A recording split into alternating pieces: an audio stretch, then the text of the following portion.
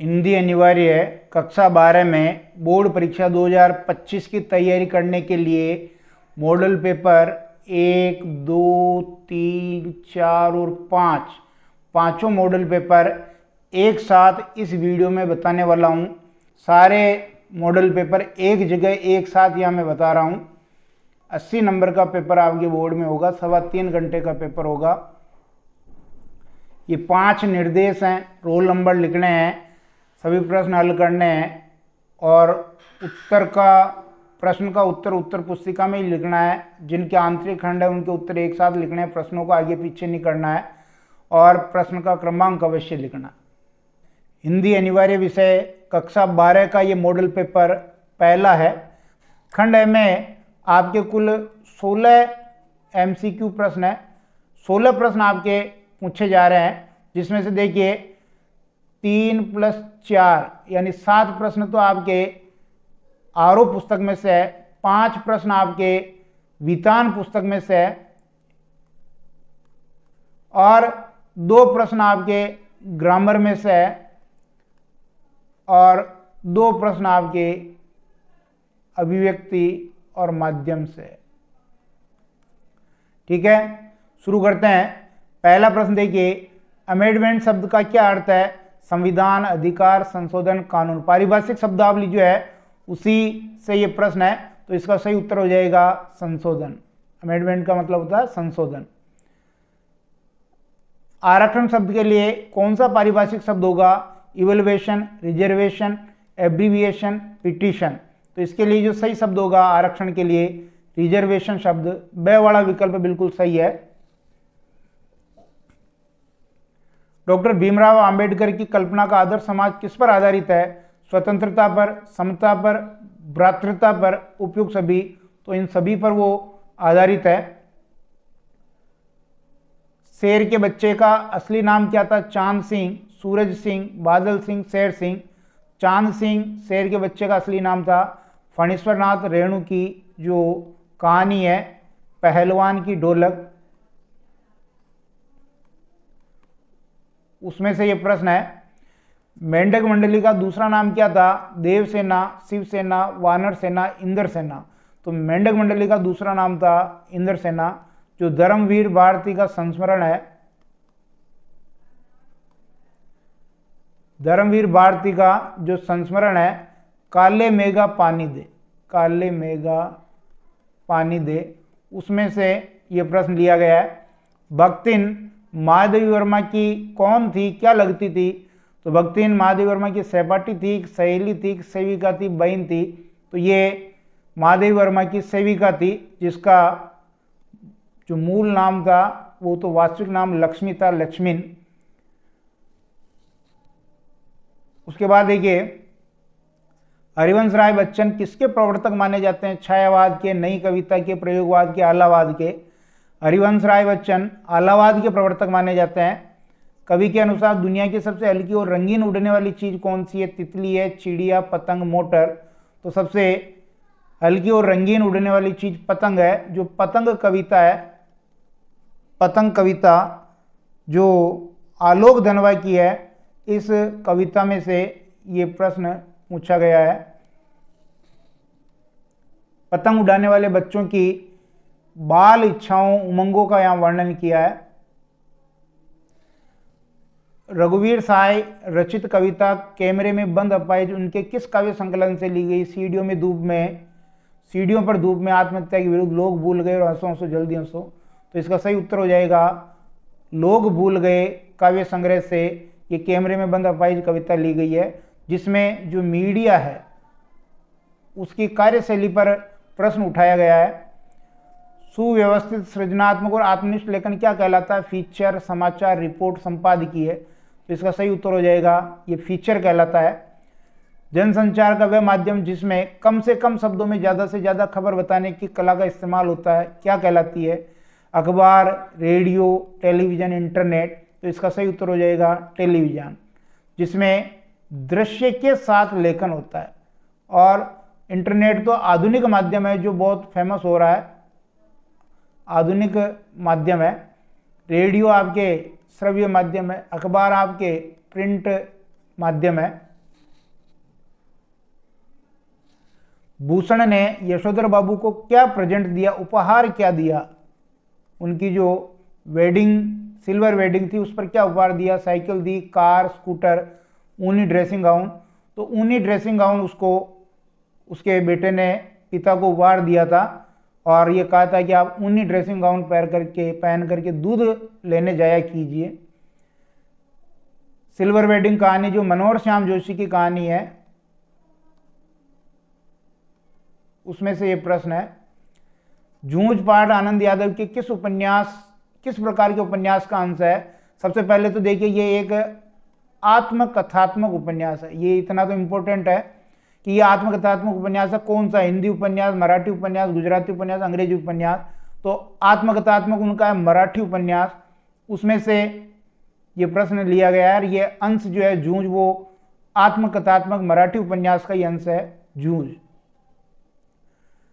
मनुष्य को मनुष्य बनाए रखने वाले मूल्य कहीं घिसते चले गए हैं, ऐसे विचारों की अभिव्यक्ति किसमें हुई? जूझ पार्ट में, सिल्वर वेडिंग पार्ट में, पहलवान की ढोलक पार्ट में, अतीत में, दबे पांव पार्ट में। तो जो सिल्वर वेडिंग कहानी है मनोहर श्याम जोशी की, उसमें यह आया कि मनुष्य को मनुष्य बनाए रखने वाले मूल्य कहीं घिसते चले गए हैं।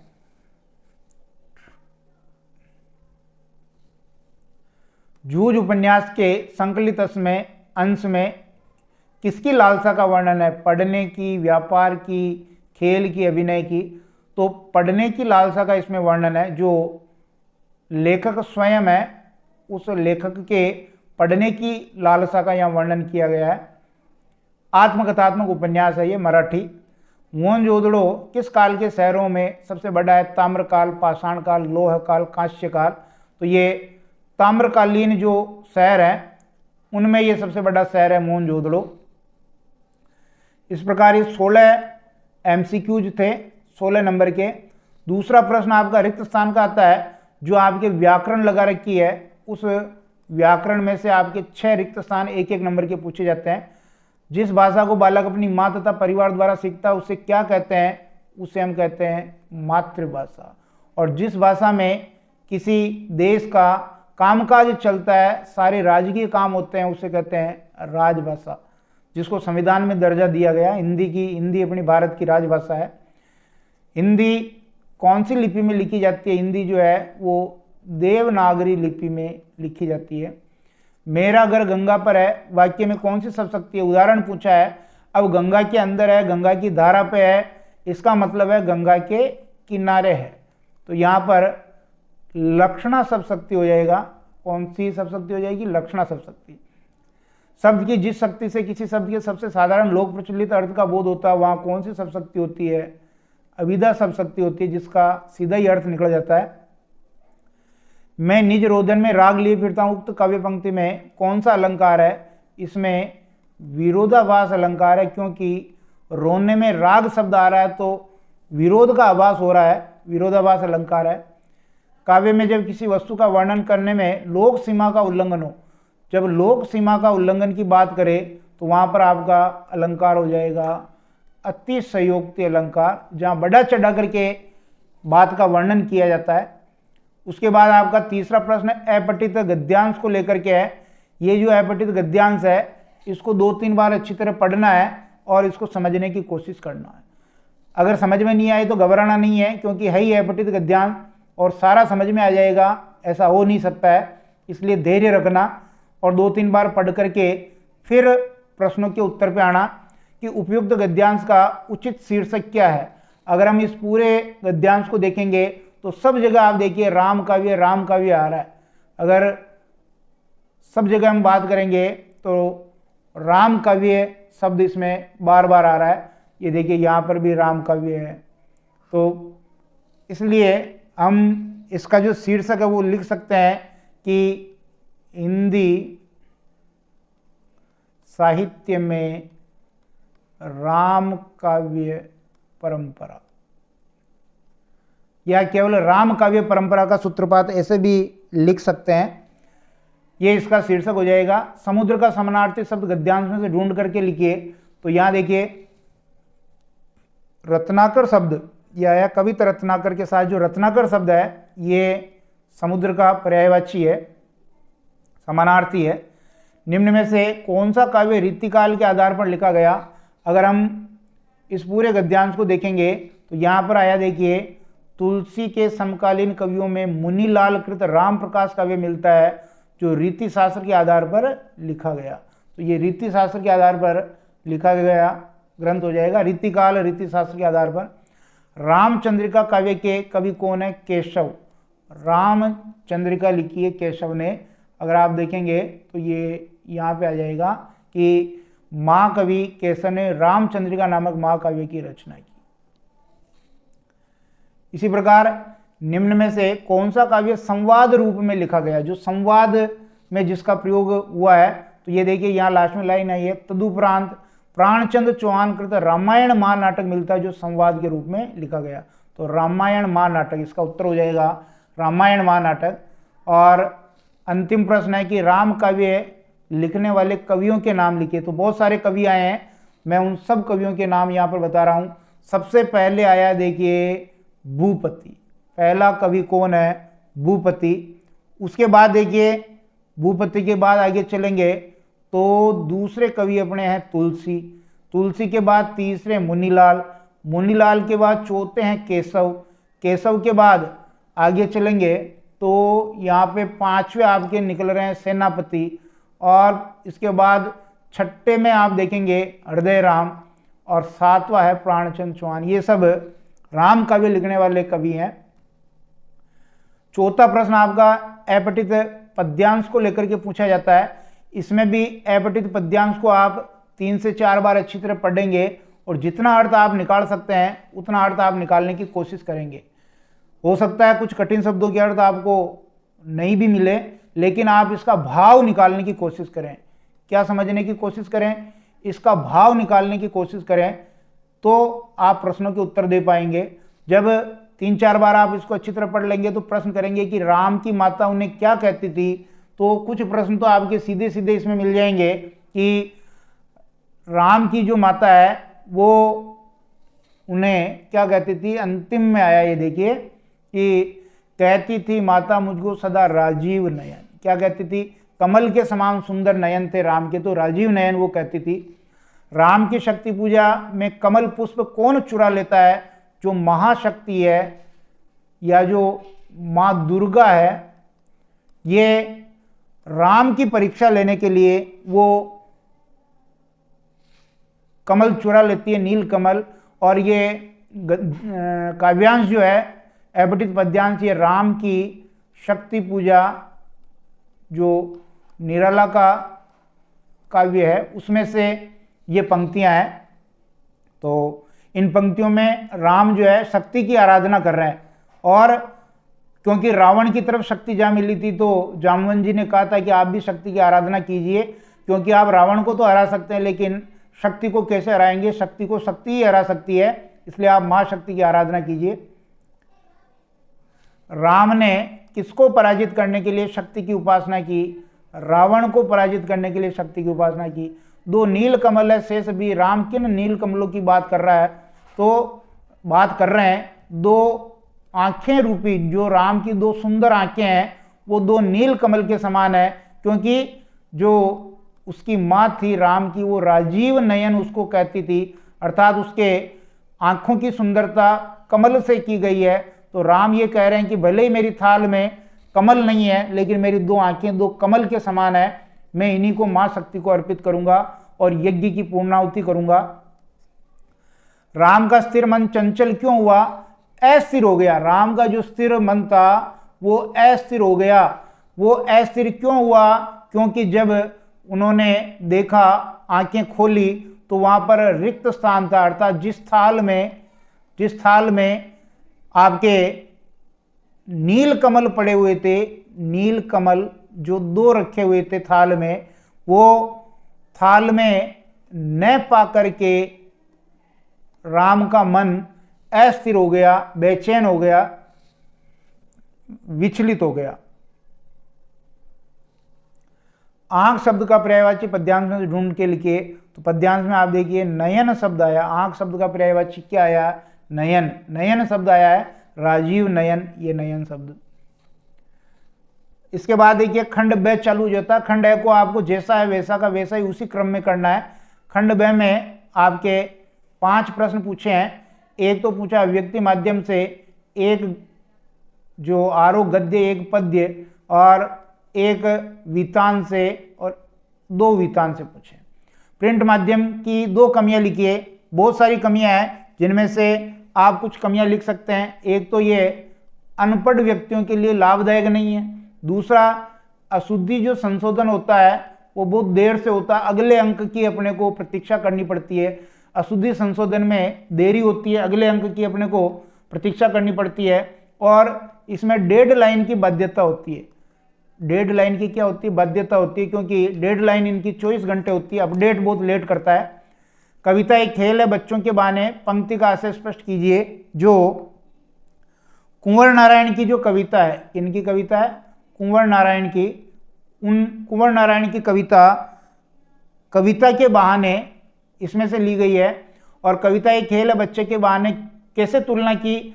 बच्चे भी क्या होते हैं? भेदभाव रहित होते हैं। कविता भी भेदभाव रहित होती है। और बच्चे जब खेलते हैं तो किसी सीमा में बंधे हुए नहीं होते हैं, कोई सीमा उनको बांध नहीं सकती है। ऐसे ही कविता को भी हम नहीं बांध सकते हैं। और बच्चे निश्चल होते हैं और कविता भी सबके ऊपर उतना ही प्रभाव डालती है। भगत जी पर बाजार का जादू क्यों नहीं चलता था? तो भगत जी सबसे पहले तो संतोषी प्रवृत्ति के आदमी थे, संतुष्ट रहने वाले थे ये। एक इनकी संग्रह की प्रवृत्ति नहीं थी, संग्रह नहीं करते थे, ये इकट्ठा करने की आदत नहीं थी। लोभी नहीं थे, निर्लोभी थे, लोभी नहीं थे ये। और इनकी ज़रूरतें भी सीमित थी। ज़रूरतें क्या थी? सीमित थी। और इनका जीवन जो है सादगीपूर्ण जीवन था, इसलिए बाजार का जादू उन पर नहीं चलता है। यशोधर बाबू को घर पर लौटना पसंद क्यों नहीं था? जो मनोहर श्याम जोशी की कहानी सिल्वर वेडिंग, उसका कहानी का मुख्य पात्र है यशोधर बाबू। और ये 8 बजे से पहले रात्रि को अपने घर नहीं लौटते थे, क्योंकि इनकी पत्नी और इनके बच्चे आधुनिक जीवन शैली का प्रतिनिधित्व करते हैं। ये पुराने ख्यालों के हैं। इनके बीच में वैचारिक द्वंद्व है। कौन सा द्वंद्व है? वैचारिक द्वंद्व है। इस वैचारिक द्वंद्व के कारण कहीं इनके बीच अनबन होती है, तो ये 8 बजे से पहले घर पर नहीं लौटते हैं। यदि आप दत्ताजी राय के स्थान पर होते तो लेखक की मदद कैसे करते? जो जूझ उपन्यास में आत्मकथात्मक उपन्यास, मराठी उपन्यास है ये, आनंद यादव का। किनका है ये? आनंद यादव का। इसमें आनंद यादव की पढ़ने की लगन की बात की गई है। और दत्ताजी राय, क्योंकि इनके पिता इसको पढ़ाना नहीं चाहते थे, तो दत्ताजी राय ने मदद की थी। हम भी उनकी जगह होते तो हम भी ऐसा ही करते। कैसे भी करके हम बच्चे को पढ़ने के लिए प्रेरित करते, घर वालों को समझाते और स्कूल भेजते। खंड से आपका दीर्घ उत्तरीय वाला है। एक एक सब में से आएगा, एक आलेख और फीचर में से आएगा। कैमरे में बंद अपाहिज कविता की मूल संवेदना लिखिए। जो मीडिया है उस मीडिया पर व्यंग्य किया गया है, क्योंकि जो उसका व्यावसायिक जो दृष्टिकोण है उस पर व्यंग्य किया गया है। और जो अपाहिज व्यक्ति की संवेदना का व्यापार करते हैं उस पर व्यंग्य किया गया है। ज़्यादा से ज़्यादा ये लाभ कमाने के चक्कर में जो सामाजिक कार्यक्रम है और संवेदना का कार्यक्रम है, उस सामाजिक कार्यक्रम को भी क्रूरता वाला कार्यक्रम ये बना देते हैं। फिराक गोरखपुरी की रुबाइयों की भाषा एवं प्रसंग सूरदास के वात्सल्य वर्णन की सादगी की याद दिलाते हैं। बिल्कुल, जो गोरखपुरी जी ने माँ की ममता का वर्णन किया है, बिल्कुल सूरदास के वात्सल्य रस की वो याद दिलाते हैं। किस तरह से वो लोका दे रही है, कपड़े पहना रही है माँ अपने पुत्र को, कपड़े पहना रही है और लोरी गा करके उसको समझा रही है, बच्चे का चहकना, ये सब वात्सल्य वर्णन में आएगा। सीरीज की तुलना गांधी जी से करते हुए स्पष्ट कीजिए कि सीरीज को अवधूत क्यों माना है। अवधूत यानी विकट परिस्थितियों में भी कभी हार नहीं मानता, सन्यासी माना है। और गांधी जी भी जब देश गुलाम था तो इन्होंने हार नहीं मानी और अडिग खड़े रहे और देश को आज़ाद कराने में महत्वपूर्ण भूमिका निभाई। ऐसे ही सीरीज है। भक्तिन और लेखिका के बीच के संबंध, जो स्वामी और सेवक का जो संबंध है वो बताना है, किस प्रकार वो उनके साथ रहती थी। और जब उत्तराखंड में वो यात्रा पे जाती थी तो भी वो हमेशा आगे रहती थी ताकि पत्थर पड़े तो उस पर। और जब खेतों में जाती थी तो धूल उड़ती थी तो पीछे रहती थी ताकि धूल उसके मुंह पर उड़ करके लगे, महादेवी वर्मा के मुंह पर नहीं लगे। खेलों की ओर बढ़ता रुझान विषय पर एक आलेख लिखना है, अच्छे फीचर की विशेषताएं लिखनी है। सिल्वर वेडिंग कहानी जो है पीढ़ी के वैचारिक अंतराल की कहानी उदाहरण देना है। एक गुरु किस प्रकार विद्यार्थी के जीवन को बदल सकता है, जो जूझ आत्मकथात्मक उपन्यास है आनंद यादव का, उसमें से ये ली गई है पंक्ति। और जो इनके गुरु हैं वो है नवा सौंदलगेकर, जो मराठी कविता करते थे, मराठी पढ़ाते थे और लेखक के जीवन को एक दिशा देने में इनकी महत्वपूर्ण भूमिका थी। वो कविता करना सीख गया था, लेखक कविता करना आ गया था और उसके पीछे जो आधार था वो उनके गुरु ही थे, दिशा बदल दी। शमशेर बहादुर सिंह का कवि परिचय लिखिए, महादेवी वर्मा का कवि परिचय लिखिए। खंड 2 में देखिए एक व्याख्या आएगी जो अथवा में आएगी, काव्य खंड से 2 में से एक करनी है। तो ये आपके जो हरिवंश राय बच्चन है उनकी कविता लगा रखी है आत्म परिचय, स्वयं का परिचय, और आलावादी कवि हैं ये, और स्वयं का परिचय उन्होंने दिया किसमें, एक दीवाने के रूप में उन्होंने स्वयं का परिचय दिया है। अथवा में एक और व्याख्या जन्म से ही वे अपने साथ लाते हैं कपास। तो जो पतंग कविता है आलोक धनवा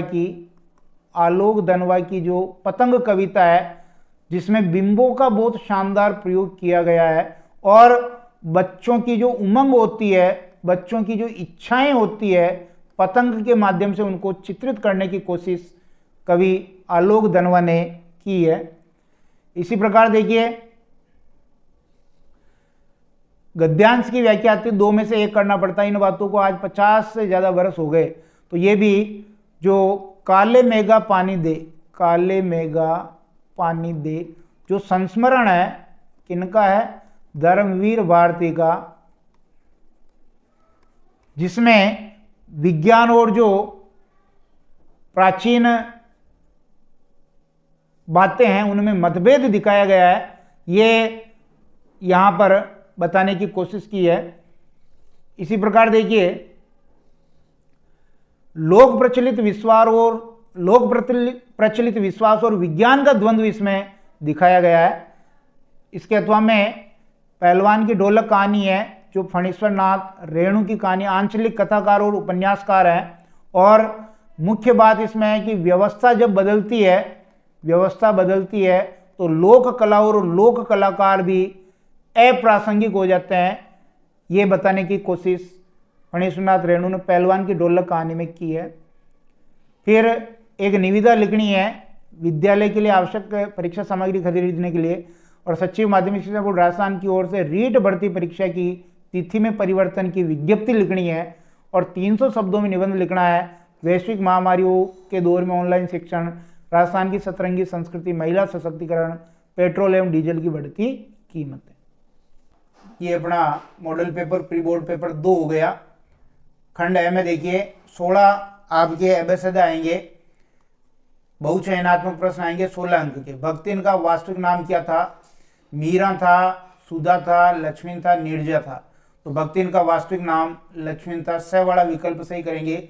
जो महादेवी वर्मा है, नाम सुना होगा आपने महादेवी वर्मा, छायावादी कवियत्री है, लेकिन इसने रेखा चित्र और संस्मरण भी लिखे हैं। और ये भक्तिन जो है ये संस्मरणात्मक रेखा चित्र आपके लगा रखा है, संस्मरणात्मक रेखा चित्र भक्तिन जो महादेवी वर्मा का है ये अपने लगा रखा, उसी में से लिया है। भक्तिन का मूल नाम लक्ष्मण था, क्योंकि वो ये मूल नाम छिपाती थी सबसे, क्योंकि ये एक समृद्धि सूचक नाम था इसलिए। दूसरा देखिए आंचलिक उपन्यासकार के रूप में निम्न में से किसकी पहचान है, जैनेन्द्र, धर्मवीर भारती, मुंशी प्रेमचंद, फणीश्वर नाथ रेणु। तो आंचलिक उपन्यासकार आपके फणीश्वर नाथ रेणु है। और इनका जो प्रसिद्ध आंचलिक उपन्यास है मेला आंचल, बहुत इंपॉर्टेंट है। और पाठ्यक्रम में हमारे इनकी एक कहानी लगा रखी है पहलवान की ढोलक, जिसमें इसका पात्र है लुट्टन सिंह पहलवान, और उसकी जिजीविका का यहाँ वर्णन किया है।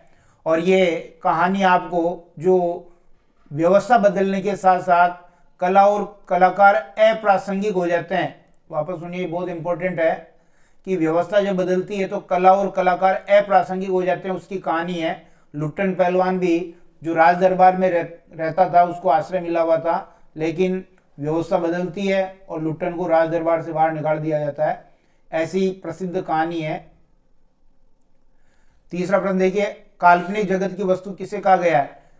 श्रम विभाजन को, जाति प्रथा को, समता को, स्वतंत्रता को। काल्पनिक जगत की वस्तु भीमराव अंबेडकर जी ने समता को कहा है। ये भीमराव जो अंबेडकर जी हैं, इनका एक भाषण लगा रखा अपने पाठ्यक्रम में, आपने देखा होगा। 2 भाषण है, एक तो श्रम विभाजन और जाति प्रथा। पहला क्या है? श्रम विभाजन और जाति प्रथा, और दूसरा है मेरी कल्पना का आदर्श समाज। और ये भाषण आपके 1936 में annihilation of caste, annihilation of caste नाम से लिखा था, जिससे लल्लई सिंह यादव ने इसका हिंदी में अनुवाद किया था, जाति भेद का उच्छेद नाम से। बहुत ही अच्छा भाषण है। दलित उत्थान के लिए भीमराव अंबेडकर जी ने बहुत सारे काम किए। त्यागपत्र जो उपन्यास है वो किसका है? जैनेन्द्र का, फणीश्वरनाथ रेणु, धर्मवीर भारती, यशपाल। तो त्यागपत्र उपन्यास आपके जैनेन्द्र कुमार का है, और ये जैनेन्द्र कुमार मनोवैज्ञानिक उपन्यासकार है। कौन से? मनोवैज्ञानिक। जैसे रेणु आपके आंचलिक उपन्यासकार हैं, जैनेन्द्र कुमार मनोवैज्ञानिक उपन्यासकार हैं, और इनका एक निबंध अपने पाठ्यक्रम में लगा रखा है, बाजार दर्शन। उपभोक्तावाद जो है, बाजारवाद और उपभोक्तावाद पर अपने विचार जैनेन्द्र ने रखे हैं, और किस प्रकार बाजार आपको लूटता है अगर आपको अपनी जरूरतों का पता नहीं है, ये इसमें बताने की कोशिश की है। दिन जल्दी जल्दी ढलता है कविता बच्चन जी के किस काव्य संग्रह से ली गई है? मिलन यामिनी, मधुशाला, निशा निमंत्रण, मधुकलश। दिन जल्दी जल्दी ढलता कविता आपके निशा निमंत्रण काव्य संग्रह से ली गई है। किसका है ये? हरिवंश राय बच्चन। हरिवंश राय बच्चन जो आपके आलावाद के प्रवर्तक हैं। किसके प्रवर्तक हैं? आलावाद के प्रवर्तक हैं। और आत्मपरिचय इनकी एक कविता लगा रखी है, आत्मपरिचय, और एक गीत लगा रखा है, दिन जल्दी जल्दी ढलता है। बहुत ही अच्छा गीत जिसमें निरंतर आगे बढ़ने की प्रेरणा दी है। संकट आए मंजिल पास में हो तो रुकना नहीं चाहिए। फिराक गोरखपुरी ने संकलित रुबाइयों में चांद का टुकड़ा किसे कहा है? जो फिराक गोरखपुरी हैं, चांद का टुकड़ा इन्होंने अपनी रुबाइयों में किसका? प्रियतम को, पुत्र को, भाई को, पिता को। जो पुत्र आया, एक माँ अपने पुत्र को झुला रही है, लोका दे रही है, उसको चांद का टुकड़ा कहा है। कहने का मतलब यह है, जो वात्सल्य रस है, वात्सल्य रस का प्रयोग फिराक गोरखपुरी ने अपनी रुबाइयों में किया है। और फिराक गोरखपुरी की तुलना इसी वात्सल्य रस के कारण सूरदास जी से की जाती है हिंदी में। सूरदास जी ने जो वात्सल्य रस कृष्ण को लेकर के अपनी रचनाओं में दिखाया था, वही फिराक गोरखपुरी का यहाँ द्रष्टव्य होता है। पतंग कविता में कवि ने किसका सुंदर प्रयोग कर अपनी कविता को प्रभावी बनाया? प्रतीकों का, छंदों का, अलंकारों को, बिंबों का। पतंग कविता में बिंबों का शानदार प्रयोग किया गया है, जिसमें सबसे इंपॉर्टेंट दृश्य और श्रव्य बिंब, इन दोनों बिंबों का बहुत अच्छा प्रयोग पतंग कविता में किया है। आलोक धनवा की ये कविता है, आलोक धनवा की पतंग कविता, जिसमें पतंग उड़ाने वाले बच्चों के उमंग और उत्साह का वर्णन यहाँ कवि ने किया है। हिंदी भाषा की कितनी उपभाषाएं? 5, 7, 10, 2। हिंदी भाषा की 5 उपभाषाएं, हिंदी भाषा की 5 उपभाषाएं, जिसमें 18 से लेकर के 22 बोलियां हैं। 5 उपभाषाओं के आपके नाम याद होने चाहिए: पूर्वी हिंदी, पश्चिमी हिंदी, बिहारी हिंदी, राजस्थानी हिंदी और पहाड़ी हिंदी। एक्ट शब्द का सही अर्थ क्या है? संविधान है, अधिनियम, अभिनय, बिंदु। तो एक्ट का जो सही अर्थ है, पारिभाषिक शब्दावली में से है ये, एक्ट का सही अर्थ हो गया अधिनियम। एक्ट का अर्थ क्या हो गया? अधिनियम। संविधान को हम कॉन्स्टिट्यूशन कहते हैं, ये भी आपको ध्यान होना चाहिए। जनसंचार के किस माध्यम में दृश्यों का बहुत अधिक महत्व होता है? रेडियो, टेलीविजन, इंटरनेट, समाचार पत्र। तो दृश्यों का सबसे ज्यादा महत्व होता है टेलीविजन। दृश्य के साथ लेखन होता है, दृश्य के साथ क्या होता है? लेखन। रेडियो में आपके श्रव्य माध्यम है तो ध्वनि का बहुत महत्व होता है। इंटरनेट ये तीनों का रूप है जिसमें प्रिंट मीडिया, रेडियो, टेलीविजन आ जाते हैं और तेजी से ये विकसित हो रहा माध्यम है और ये इसमें अक्षर छपते हैं तो छपे हुए अक्षरों का इसमें महत्व होता है। समाचार पत्र में प्रिंट मीडिया है ये। सबसे पहले कोई खबर किस माध्यम से तत्काल दर्शकों तक पहुंचाई जाती है? एंकर बाइट के रूप में, ड्राई एंकर के रूप में, एंकर पैकेज के रूप में, फ्लैश या ब्रेकिंग न्यूज के रूप में। तो द वाला विकल्प बिल्कुल सही है। व्यक्ति और माध्यम, उसे ब्रेकिंग न्यूज या फ्लैश कहते हैं। अगला प्रश्न देखिए, मोहनजोदड़ो से मिली किस खोज को नागर भारत का सबसे पुराना लैंडस्केप कहा जाता है? मोहनजोदड़ो जो सिंधु घाटी सभ्यता का सबसे व्यवस्थित बसा हुआ नगर था। स्नानागार को इसमें लैंडस्केप का, कोठार को, बौद्ध स्तूप को, कुओं को। तो जो बौद्ध स्तूप के अवशेष मिले हैं उसको नागर भारत का पुराना लैंडस्केप कहा। स वाला सही हो जाएगा। यशोधर बाबू ने अपना आदर्श व गुरु किसे माना? अपने पिता को, कृष्णानंद पांडे को, मेनन को, चंद्र तिवारी को। तो कृष्णानंद पांडे, जिसे पाठ में क्या कहा गया है? किशनदा। किशनदा को ये अपना आदर्श और गुरु मानते थे। यशोधर बाबू, बहुत अच्छी लंबी कहानी है ये, सिल्वर वेडिंग, मनोहर श्याम जोशी की, उसमें से ये प्रश्न है। एक किशोर के देखे और भोगे हुए गंभीर जीवन के खुरदरे यथार्थ की गाथा कौन सी है? जूझ, सिल्वर वेडिंग, अतीत में दबे पांव, पहलवान की डोल। जूझ इसका सही उत्तर हो जाएगा। जो आत्मकथात्मक उपन्यास है ये, आत्मकथात्मक उपन्यास है, मराठी उपन्यास है ये और आनंद यादव का ये मराठी उपन्यास है जिसका अंश लिया गया है। ये किशोर जीवन का वर्णन किया है। जब आनंद यादव छोटे थे, पढ़ने के प्रति उनकी क्या ललक थी, रास्ते में क्या क्या बाधाएं आई, पिता ने किस प्रकार सपोर्ट नहीं किया, गुरु का आशीर्वाद रहा, उनसे संपर्क रहा तो वो कविता करने में आगे हो गई। ये सारा संघर्ष हमें इस पाठ में देखने को मिलता है, उपन्यास में देखने को मिलता है। अतीत में दबे पांव पाठ के रचयिता कौन है? ओम थानवी है, मनोहर श्याम जोशी, फणीश्वरनाथ रेणु, हजारी प्रसाद द्विवेदी। अतीत में दबे पांव ओम थानवी का लिखा हुआ पाठ है और ये यात्रा वृत्तांत और रिपोर्ट का मिला जुला रूप है। किसका आपको याद होना चाहिए? यात्रा वृत्तांत, यहां लगाएंगे बिंदी, यात्रा वृत्तांत प्लस रिपोर्ट का मिला जुला रूप है ये अतीत में दबे पांव। जूझ पाठ गद्य की किस विधा में लिखा गया? कहानी, आत्मकथात्मक उपन्यास, यात्रा वृत्तांत, डायरी लेखन। तो अभी हमने ऊपर बात कर ली। ये मराठी उपन्यासकार आनंद यादव का आत्मकथात्मक उपन्यास है जूझ, जिसमें पढ़ने की ललक के प्रति लेखक का दृष्टिकोण दिखाया है। फिर आपके व्याकरण में से 6 रिक्त स्थान पूछे जाएंगे, एक एक नंबर के, कुल 6 नंबर के होंगे। सीमित क्षेत्र में बोली जाने वाली भाषा के स्थानीय रूप को क्या कहते हैं? या तो बोली कहते हैं या उपभाषा कहते हैं। कोई भी लिख दीजिए आप, सही हो जाएगा। जहां वक्ता द्वारा बोले गए वाक्य का सीधा अर्थ ग्रहण किया जाए। शब्द शक्ति आपके टॉपिक लगा रखा है, इसमें सीधा अर्थ आएगा अभिधा शब्द शक्ति। अभिधा शब्द शक्ति सही हो जाएगा। लाल पगड़ी आ रही है, उदाहरण किस शब्द शक्ति का है? ये लक्षणा शब्द शक्ति का है। लाल पगड़ी आ रही है, अपने आप तो आ नहीं सकती, इसका मतलब लाल पगड़ी जिसने धारण की है, पुलिस वाले आ रहे हैं। तो ऊपर वारो उर्वशी, सुनी राज्य के सुजान, तू मोहन के उर्वशी, वे उर्वशी समान। यहां देखिए उर्वशी, उर्वशी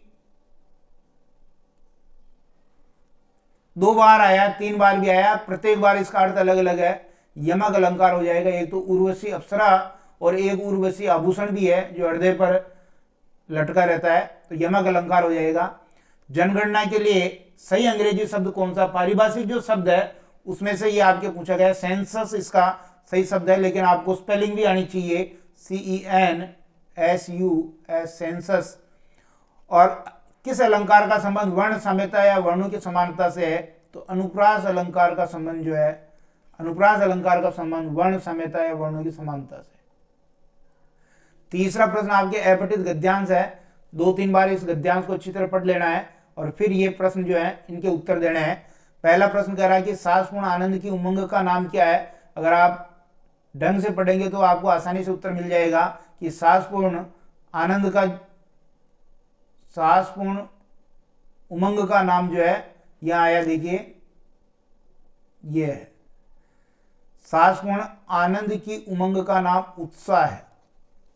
उत्साह सही उत्तर हो जाएगा। दूसरा देखिए उत्साह के कौन कौन से भेद किए गए उनके नाम लिखिए। अगर हम गद्यांश में देखेंगे तो यहाँ आया देखिए, साहित्य मीमांसकों ने इसी दृष्टि से युद्धवीर, दानवीर और दयावीर इसके भेद किए। 3 भेद हो गए, युद्धवीर, दानवीर और दयावीर।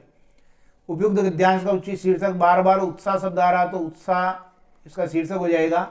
धैर्य शब्द का समानार्थी शब्द गद्यांश में से छांट लिखिए। धैर्य का जो अर्थ आया है समानार्थी है वो धृति, धृति का मतलब भी धैर्य होता है।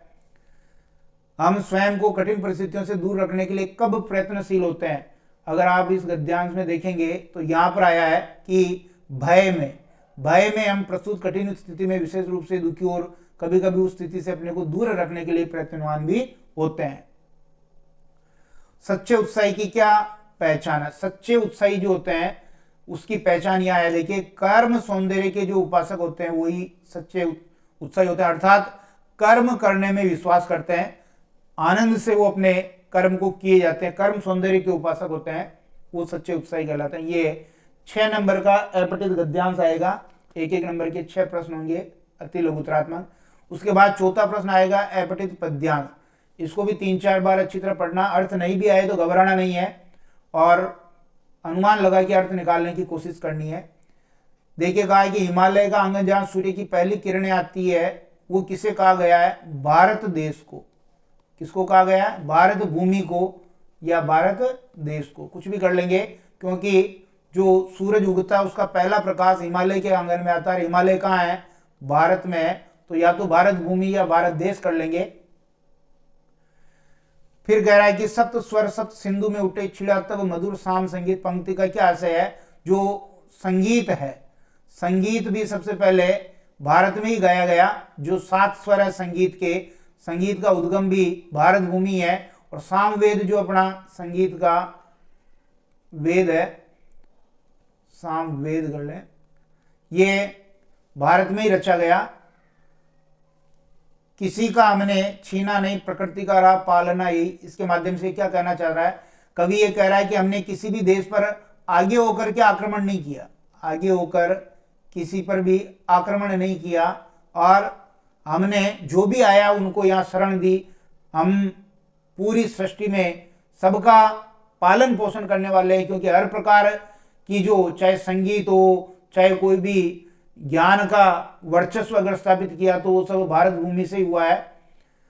हमारे जातीयता के विकास के लिए किसने त्याग दिया था? तो महर्षि दधीची। यहाँ देखिए ये शब्द आया है कि महर्षि दधीची, ये दधीची का वह त्याग हमारा जातीयता का विकास। तो महर्षि दधीची ने अपनी हड्डियों का दान दिया था वज्र बनाने के लिए।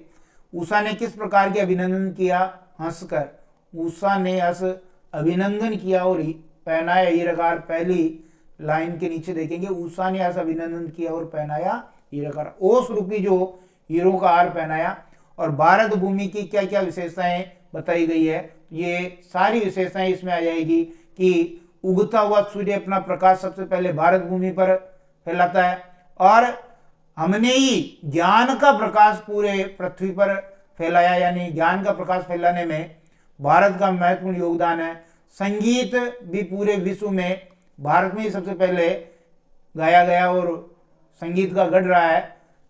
समर्पण में हमारे यहाँ के ऋषि मुनि आगे रहे हैं, अपने हड्डियों तक का दान उन्होंने कर दिया है। तो ये विशेषताएं हैं। हमारे यहाँ के जो राजा महाराजा थे वो भी भिक्षावृत्ति के लिए घर घर घूमते थे, यानी उनको अहंकार नहीं था अपने राजा होने पर। ये सारी विशेषताएं आप लिख देंगे। फिर देखिए खंड ब, जो आपके लघुतरात्मक प्रश्न है, 40 शब्दों में उत्तर लिखना होता है। मुद्रित माध्यमों में लेखन के लिए ध्यान रखने योग्य बातें कौन कौन सी है? ढोलक की आवाज का पूरे गांव पर क्या असर होता था? उषा कविता गांव की सुबह का गतिशील शब्द चित्र कैसे? यशोधर बाबू समय के साथ ढल सकने में सफल क्यों नहीं हो पाते हैं? और स्वयं कविता रच लेने का आत्मविश्वास लेखक के मन में कब पैदा हुआ? ये 5 प्रश्न जो है आपके लघुतरात्मक है, इनके उत्तर आपको लिखने हैं।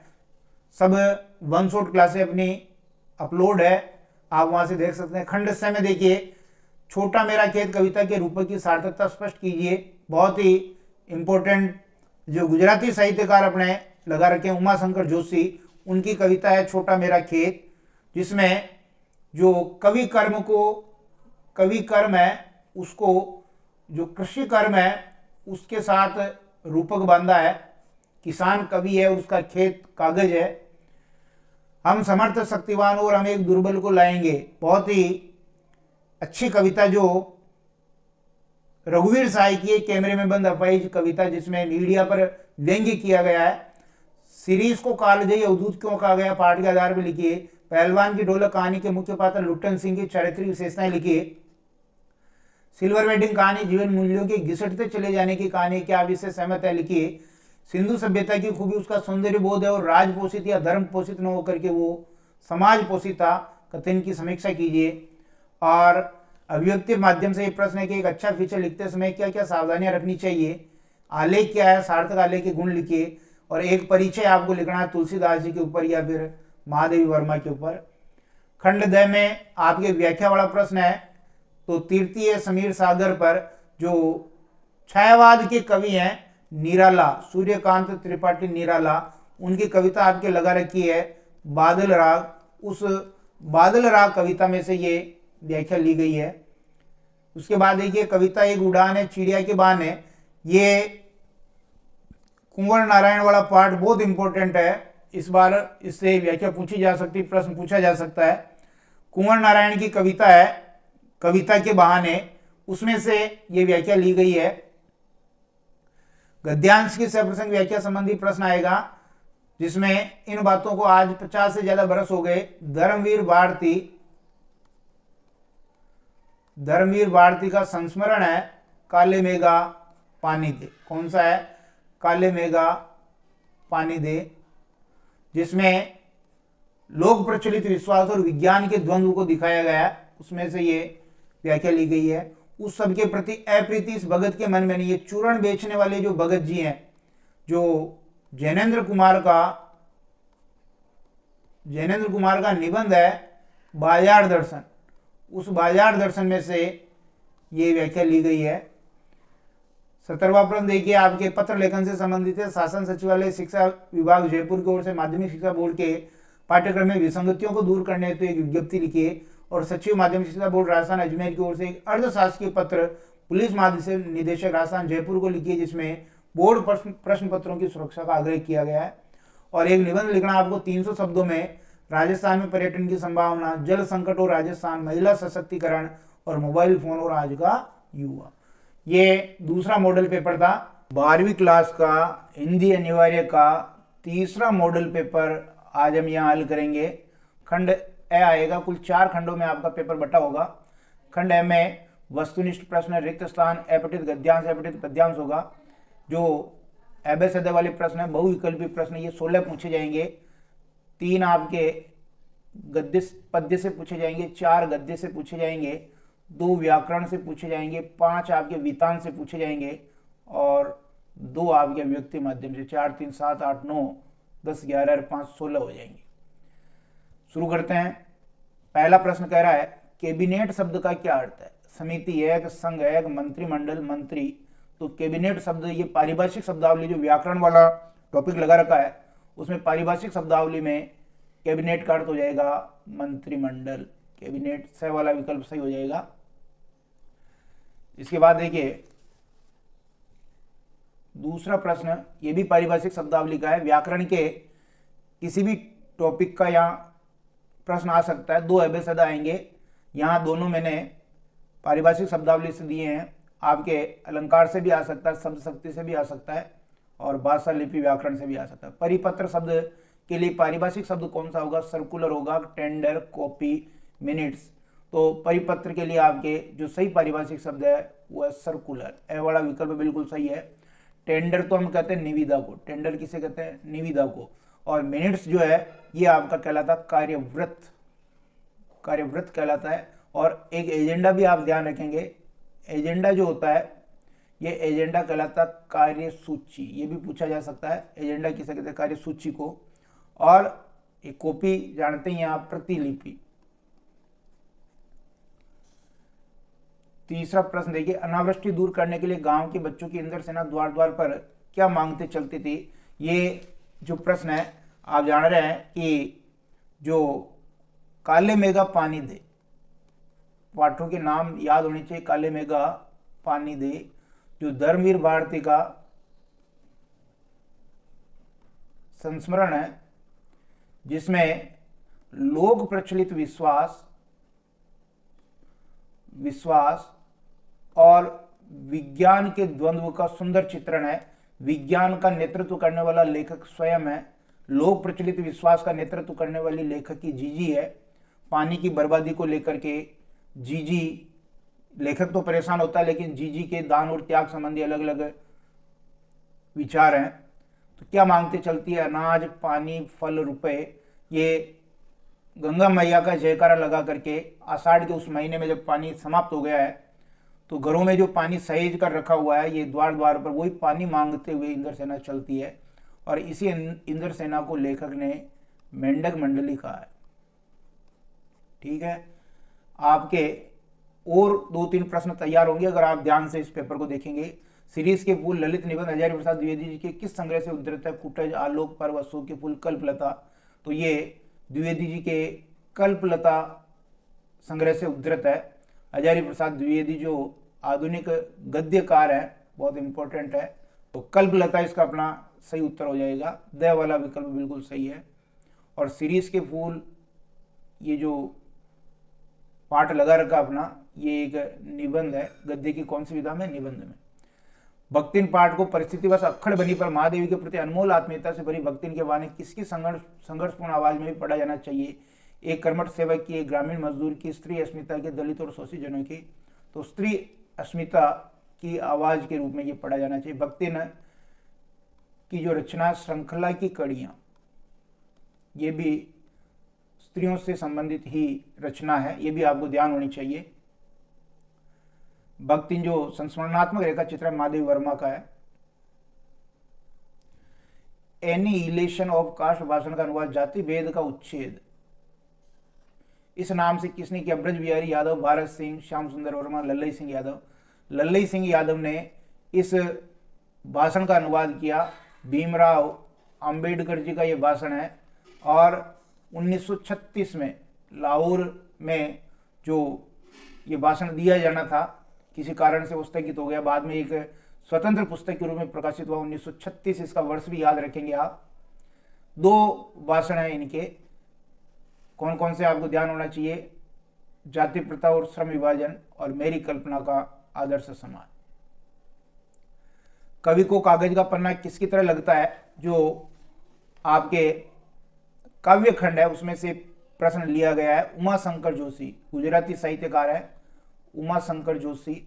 इनकी 2 कविताएं लगा रखी है अपने, एक तो छोटा मेरा खेत और बगुलों के पंख। तो छोटा मेरा खेत से ही ये प्रश्न है कि जो कागज का पन्ना वो किसकी तरह? चौकोर खेत की तरह, रंग बिरंगा आसमान, नायिका की ओढ़नी, मनोरम प्रकृति।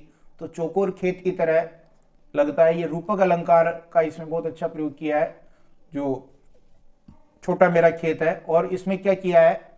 खेती के रूपक के द्वारा कवि कर्म के रूपक को बांधने की कोशिश की, कवि कर्म के चरण को बांधने की कोशिश। हर चरण को खेती के रूपक के द्वारा यहाँ समझाया गया है। 8वां प्रश्न देखिए, लक्ष्मण मूर्छा और राम का विलाप संकलित अंश किस काव्य का अंश है? गीतावली, रामचरितमानस, कवितावली, विनय पत्रिका। तो लक्ष्मण मूर्छा और राम का विलाप जो है ये रामचरितमानस का अंश है। और रामचरितमानस के भी कौन से कांड से? लंका कांड से। कौन से कांड से? लंका कांड से। इसके रचनाकार हैं तुलसीदास जी इसके रचनाकार है। और रामचरितमानस की अगर भाषा पूछे तो आपको अवधि करनी है, और ये दोहा चौपाई शैली में लिखा गया है। उसके बाद देखिए, कवि निराला ने अस्थिर सुख पर दुख की छाया किसे कहा गया है? जो बादल राग कविता लगा रखी है, बादल राग पाठ का नाम आपको याद होना चाहिए। बादल राग कविता किसकी है? निराला की। और ये अनामिका काव्यखंड में संकलित है, अनामिका में संकलित है।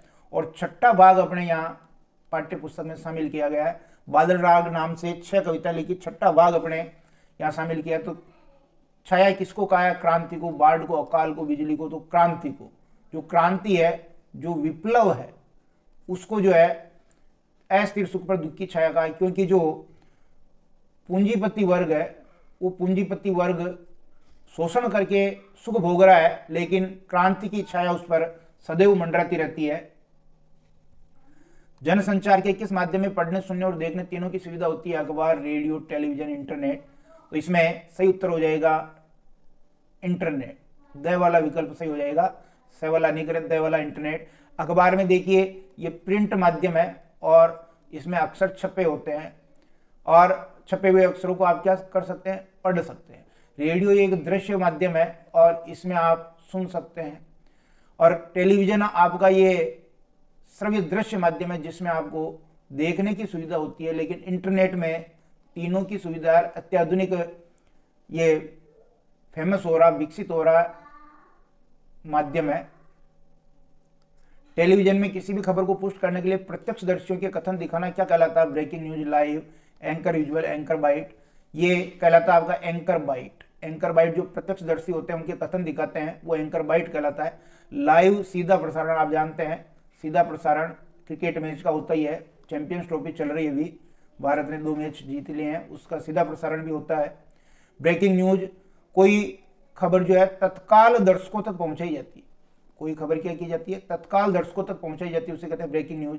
और एंकर विजुअल, विजुअल कहते हैं चित्र। जब एंकर को चित्र मिल जाते हैं तो वो चित्रों के साथ खबर दिखाता है। तो कुल मिला के इसमें द वाला विकल्प सही हो जाएगा। मोहनजोदड़ो की सभ्यता, सिंधु सभ्यता मूलतः किस प्रकार की थी, खेती और पशुपालक व्यवस्था युग, हाई प्रोफाइल, लो युगीन। तो वो मूलतः खेती और पशुपालक सभ्यता थी, ए वाला सही है। जो मोहनजोदड़ो आपके शहर है सिंधु घाटी सभ्यता का, अतीत में दबे पांव, एक रचना लगा रखी है वीतान पुस्तक में, अतीत में दबे पांव। और ये किसकी रचना है, ये ओम थानवी की रचना है, याद होनी चाहिए। और गद्य की विधा है ये यात्रा वृत्तांत प्लस रिपोर्ट का ये मिला जुला रूप है। जूझ पाठ के अनुसार लेखक का व्यक्तित्व सर्वाधिक किससे प्रभावित हुआ था, नेवा सौंदलगेकर से, अनंत काणेकर से, मंत्री नामक मास्टर से, रणनवरे मास्टर से। तो नेवा सौंदलगेकर जो मराठी भाषा पढ़ाने वाले शिक्षक थे मराठी, उनके सानिध्य से ही लेखक जो है जूझ, जो ये आत्मकथात्मक उपन्यास है, आत्मकथात्मक उपन्यास मूलतः मराठी भाषा में लिखा गया। मूलतः कौन सी भाषा में, मराठी भाषा में लिखा गया था। और जो आनंद यादव जो इसके नायक हैं, पढ़ने के प्रति क्या ललक है उनकी, उसका यहाँ वर्णन किया गया है। और वो सर्वाधिक प्रभावित होते हैं अपने गुरु नेवा सौंदलगेकर से और वो कविता करना सीख जाते हैं। सिंधु सभ्यता के किस सबसे बड़े शहर की नगर योजना विभूत करती, मोहनजोदड़ो, हड़प्पा, कालीबंगा, लुथर। मोहनजोदड़ो, ए वाला विकल्प सही है। 2 शहर माने उसके सिंधु घाटी सभ्यता के, पहला हड़प्पा और दूसरा है मोहनजोदड़ो, जिसमें मोहनजोदड़ो के बारे में अपने पाठ्यक्रम में बता रखा है। जूझ पाठ का नायक कौन है, नेवा सौंदलगेकर, आनंद यादव, वसंत पाटिल, रत्नापा। तो आनंद यादव जो है वो इसके नायक हैं। मनुष्य बनाए रखने वाले मूल्य कहीं घिसते चले गए, ऐसे विचारों को व्यक्त करने वाली रचना कौन सी है, जूझ, सिल्वर वेडिंग, पहलवान की ढोलक, अतीत में दबे पांव। सिल्वर वेडिंग जो लंबी कहानी है, क्या ये लंबी कहानी है, किसकी है, मनोहर श्याम जोशी। मनोहर श्याम जोशी की ये लंबी कहानी है सिल्वर वेडिंग, जो शादी की 25वीं सालगिरह मनाते हैं, उसका यहाँ वर्णन है। दूसरा प्रश्न आपका आता है रिक्त स्थान वाला, अंग्रेजी भाषा की लिपि कौन सी है। अंग्रेजी भाषा की लिपि रोमन है। और यहां आपको हिंदी भाषा की लिपि भी याद होनी चाहिए, हिंदी भाषा की लिपि देवनागरी। हिंदी भाषा के परिवार में लगभग कितनी बोलियां शामिल है, 18 से 22 बोलियां शामिल है। और 5 उपभाषाओं, हिंदी भाषा की 5 क्या है, उपभाषाएं हैं, 5 वर्गों में विभाजित है। हिंदी भाषा को हम कितने वर्गों में बांटते हैं, 5 वर्गों में। प्रातःकालीन भ्रमण स्वास्थ्य के लिए उपयोगी वाक्य में कौन सी शब्दशक्ति है, अभिधा। सीधा साधा अर्थ निकल रहा है, अभिधा शब्दशक्ति है। 3 तरह की शब्दशक्तियां, अभिधा, लक्षणा, व्यंजना। यहाँ अभिधा आ जाएगा। जहां विशेष प्रयोजन से प्रेरित होकर शब्द का प्रयोग लक्षार्थ में किया जाता है वहां कौन सी लक्षणा का भेद माना जाता है, तो प्रयोजनवती लक्षणा। प्रयोजनवती लक्षणा, लक्षणा के 2 भेद हैं, एक तो प्रयोजनवती और एक रूढ़ा लक्षणा होती है। तो यहाँ प्रयोजन व्यक्ति आ जाएगा। सुन्यो कहूँ तरु अरक ते अरक समान उदोत। एक तो अरक का मतलब हो गया आंकड़ा, जो आंकड़ा आंख होता है, और एक हो गया सूर्य। तो शब्द दो बार आ रहा, दोनों बार अर्थ अलग अलग है, तो पंक्ति में कौन सा अलंकार हो जाएगा? यमक अलंकार हो जाएगा। जहां गुण और धर्म आदि की सादृश्य यानी समानता के कारण उपमेय को उपमान समझ लिया जाता है, तो वहां पर भ्रांतिमान अलंकार होता है। कौन सा अलंकार होता है? भ्रम हो जाता है, भ्रांतिमान अलंकार होता है। तीसरा प्रश्न आपके अपठित गद्यांश का था। पुस्तकालय से संबंधित ये अपठित गद्यांश दिया है, 2 से 3 बार अच्छी तरह पढ़ना है, फिर प्रश्नों के उत्तर देने हैं। उपयुक्त गद्यांश का उचित शीर्षक क्या है? यहाँ आया देखिए, पुस्तकालय का महत्व या लाभ। पुस्तकालय का महत्व हो सकता है, लाभ हो सकता है। पुस्तकालय की सबसे बड़ी उपयोगिता क्या है? सबसे बड़ी उपयोगिता, सबसे बड़ा लाभ है, देखिए यहाँ आया, सबसे बड़ा लाभ उपयोगिता ज्ञान वृद्धि, ज्ञान में वो वृद्धि करता है।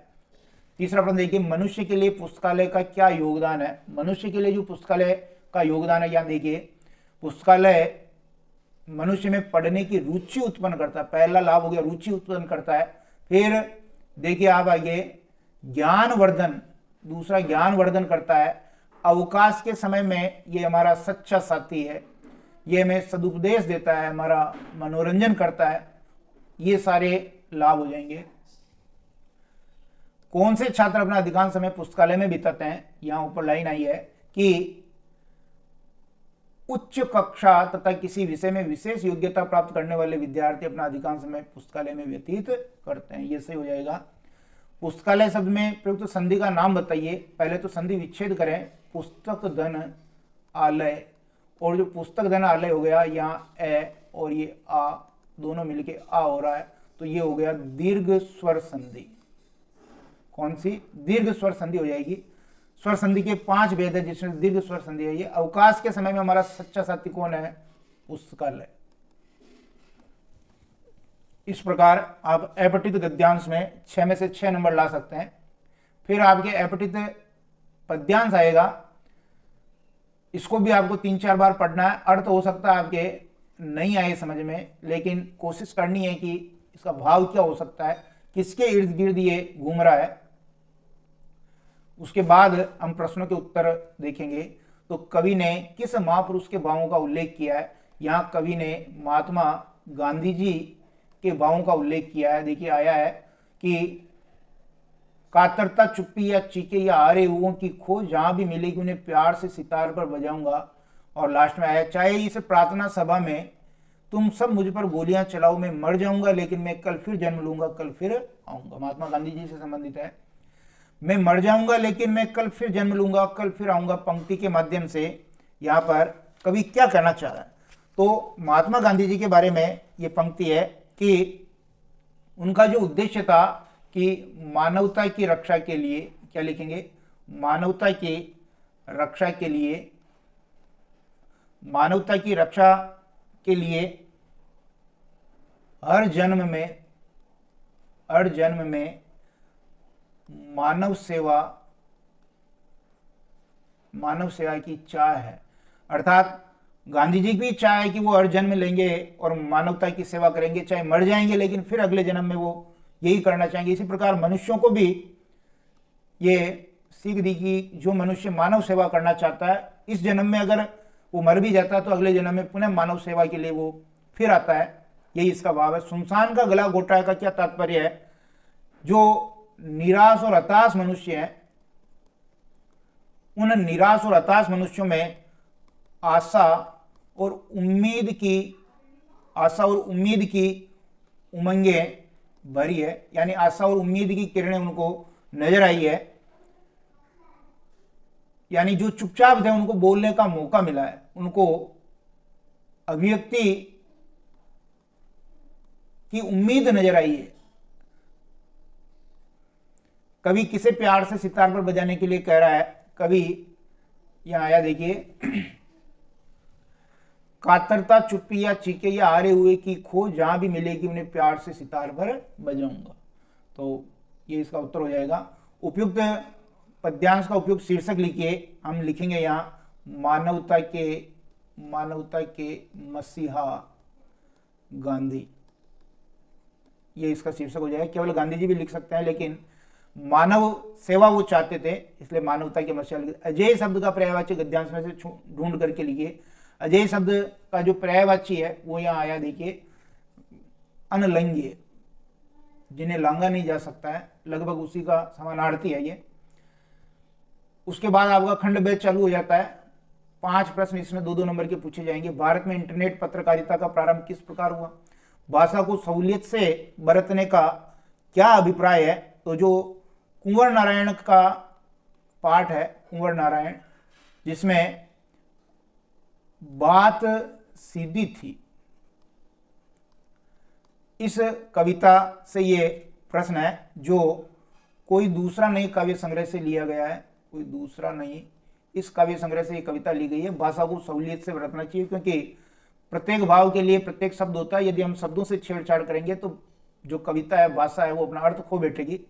जीजी के त्याग और दान के विषय में क्या विचारते हैं? जो काले मेघा पानी दे, धर्मवीर भारती का संस्मरण है, धर्मवीर भारती काले मेघा पानी दे, उसमें से यह है, जीजी ने पानी की बर्बादी को त्याग और दान से जोड़ा है। तो उसके विचार लिखने हैं कि आपके पास यदि थोड़े बहुत रुपए हैं, आप उसमें से अगर दान कर देंगे तो वो आपका दान मान्य होगा।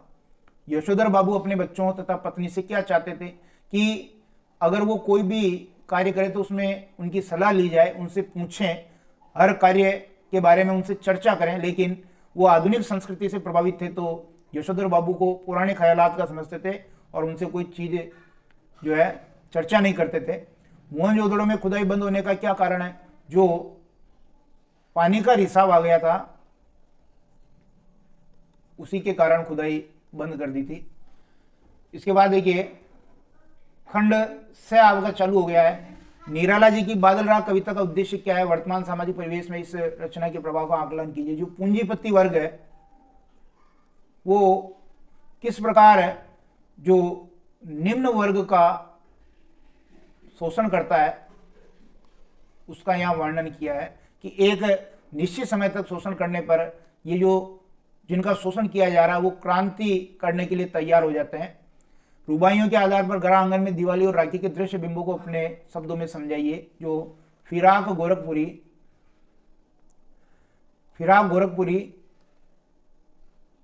जिनकी रुबाइयां अपने यहाँ लगा रखी है, जिसमें वात्सल्य रस का बहुत ही सुंदर वर्णन किया गया। सूर के वात्सल्य वर्णन की सादगी अपने को देखने को मिलती है। 2 त्योहार आए हैं इसमें, दीपावली और राखी, इन दोनों के बारे में आपको लिखना है। सीरीज के फूल नामक पाठ में लेखक ने साहित्य, समाज और राजनीति में पुरानी और नई पीढ़ी के किस द्वंद्व को संकेत किया?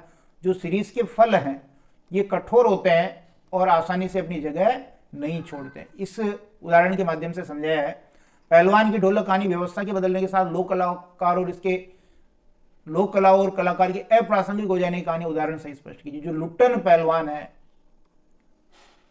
पहलवान की ढोलक कहानी फणीश्वर नाथ रेणु द्वारा लिखी गई है। लुट्टन पहलवान जो कुश्ती करता है और जब राजा की जगह उसका पुत्र सत्ता में आता है तो वो कुश्ती को बंद कर देता है और घुड़दौड़ वो अपना शौक इससे पूरा करता है। तो लोक कला और कलाकार के अप्रासंगिक हो जाने की कहानी है ये।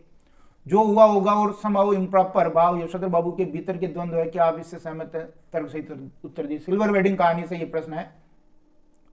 सिंधु सभ्यता को जल संस्कृति कहने के पीछे क्या कारण है? लिखिए। जो अतीत में दबे पांव पाठ ओम थानवी का, वहां से है ये। खाद्य पदार्थों में मिलावट विषय पर एक आलेख लिखिए। फीचर लिखते समय किन किन बातों का ध्यान रखना चाहिए? निराला का साहित्यिक परिचय लिखिए, जैनेन्द्र का साहित्यिक परिचय लिखिए और व्याख्या करेंगे आप पद्यांश की। प्रभु प्रलाप सुनी कान विकल भय वानर निकर, ये जो लिया गया है ये तुलसीदास जी द्वारा रचित है। और लक्ष्मण मूर्छा और राम का विलाप, इस अंश से लिया गया है। रामचरितमानस के लंका कांड का ये अंश है। किस प्रकार जब लक्ष्मण के शक्ति बाण लग जाता है तो हनुमान जी संजीवनी लेकर के आते हैं। सब वानरों में जोश और उत्साह, वीर रस का आगमन हो जाता। पहले करुण रस था, अरे जब वो बाण लग गया था तो सब रो रहे थे। कौन सा रस था? करुण। जैसे हनुमान जी संजीवनी लेके आए, वीर रस आ गया, सब में जोश आ गया। फिर देखिए बहुत काली सिल जरा से लाल केसर से, उषा कविता, शमशेर बहादुर सिंह, जिसमें बिंबों का शानदार प्रयोग किया गया है और गांव के बिंब है सारे। गद्यांश की व्याख्या देखिए, मेरे पास वहां जाकर रहने के लिए रुपया नहीं था। जो बक्तिन संस्मरणात्मक रेखा चित्र है महादेवी वर्मा का, जब महादेवी वर्मा ने ऐसे टालने के लिए कहा कि मैं तुम्हारे साथ गांव नहीं चल सकती क्योंकि रुपया नहीं है, तब बक्तिन ने कहा कि रुपयों की कोई कमी नहीं है, मेरे पास रुपया वहां गड़ा हुआ है, उससे अपना गुजारा हो जाएगा। हमारे देश के ऊपर जो ये मारकाट, अग्निदाह, लूटपाट, खून खच्चर, सीरीज जो पार्ट है, सीरीज के फूल, द्विवेदी जी, हजारी प्रसाद द्विवेदी जी का ये निबंध है, यहां से लिया गया। गांधी जी का यहाँ प्रसंग है, गांधी जी को याद किया गया है। खेलकूद सामग्री खरीदने के लिए एक निविदा लिखनी है। सचिव माध्यमिक शिक्षा बोर्ड राजस्थान अजमेर की ओर से 2024 की उच्च माध्यमिक परीक्षा की पूरक परीक्षाओं की तिथियों की सूचना है, तो एक विज्ञप्ति लिखनी है, ये पत्र लेखन से आएगा। एक निबंध आपको लिखना है, राष्ट्र के प्रति हमारा दायित्व, मेरा प्रिय साहित्यकार, बढ़ता विज्ञान, घटते मानवीय मूल्य और राजस्थान और पर्यटन की संभावनाएं।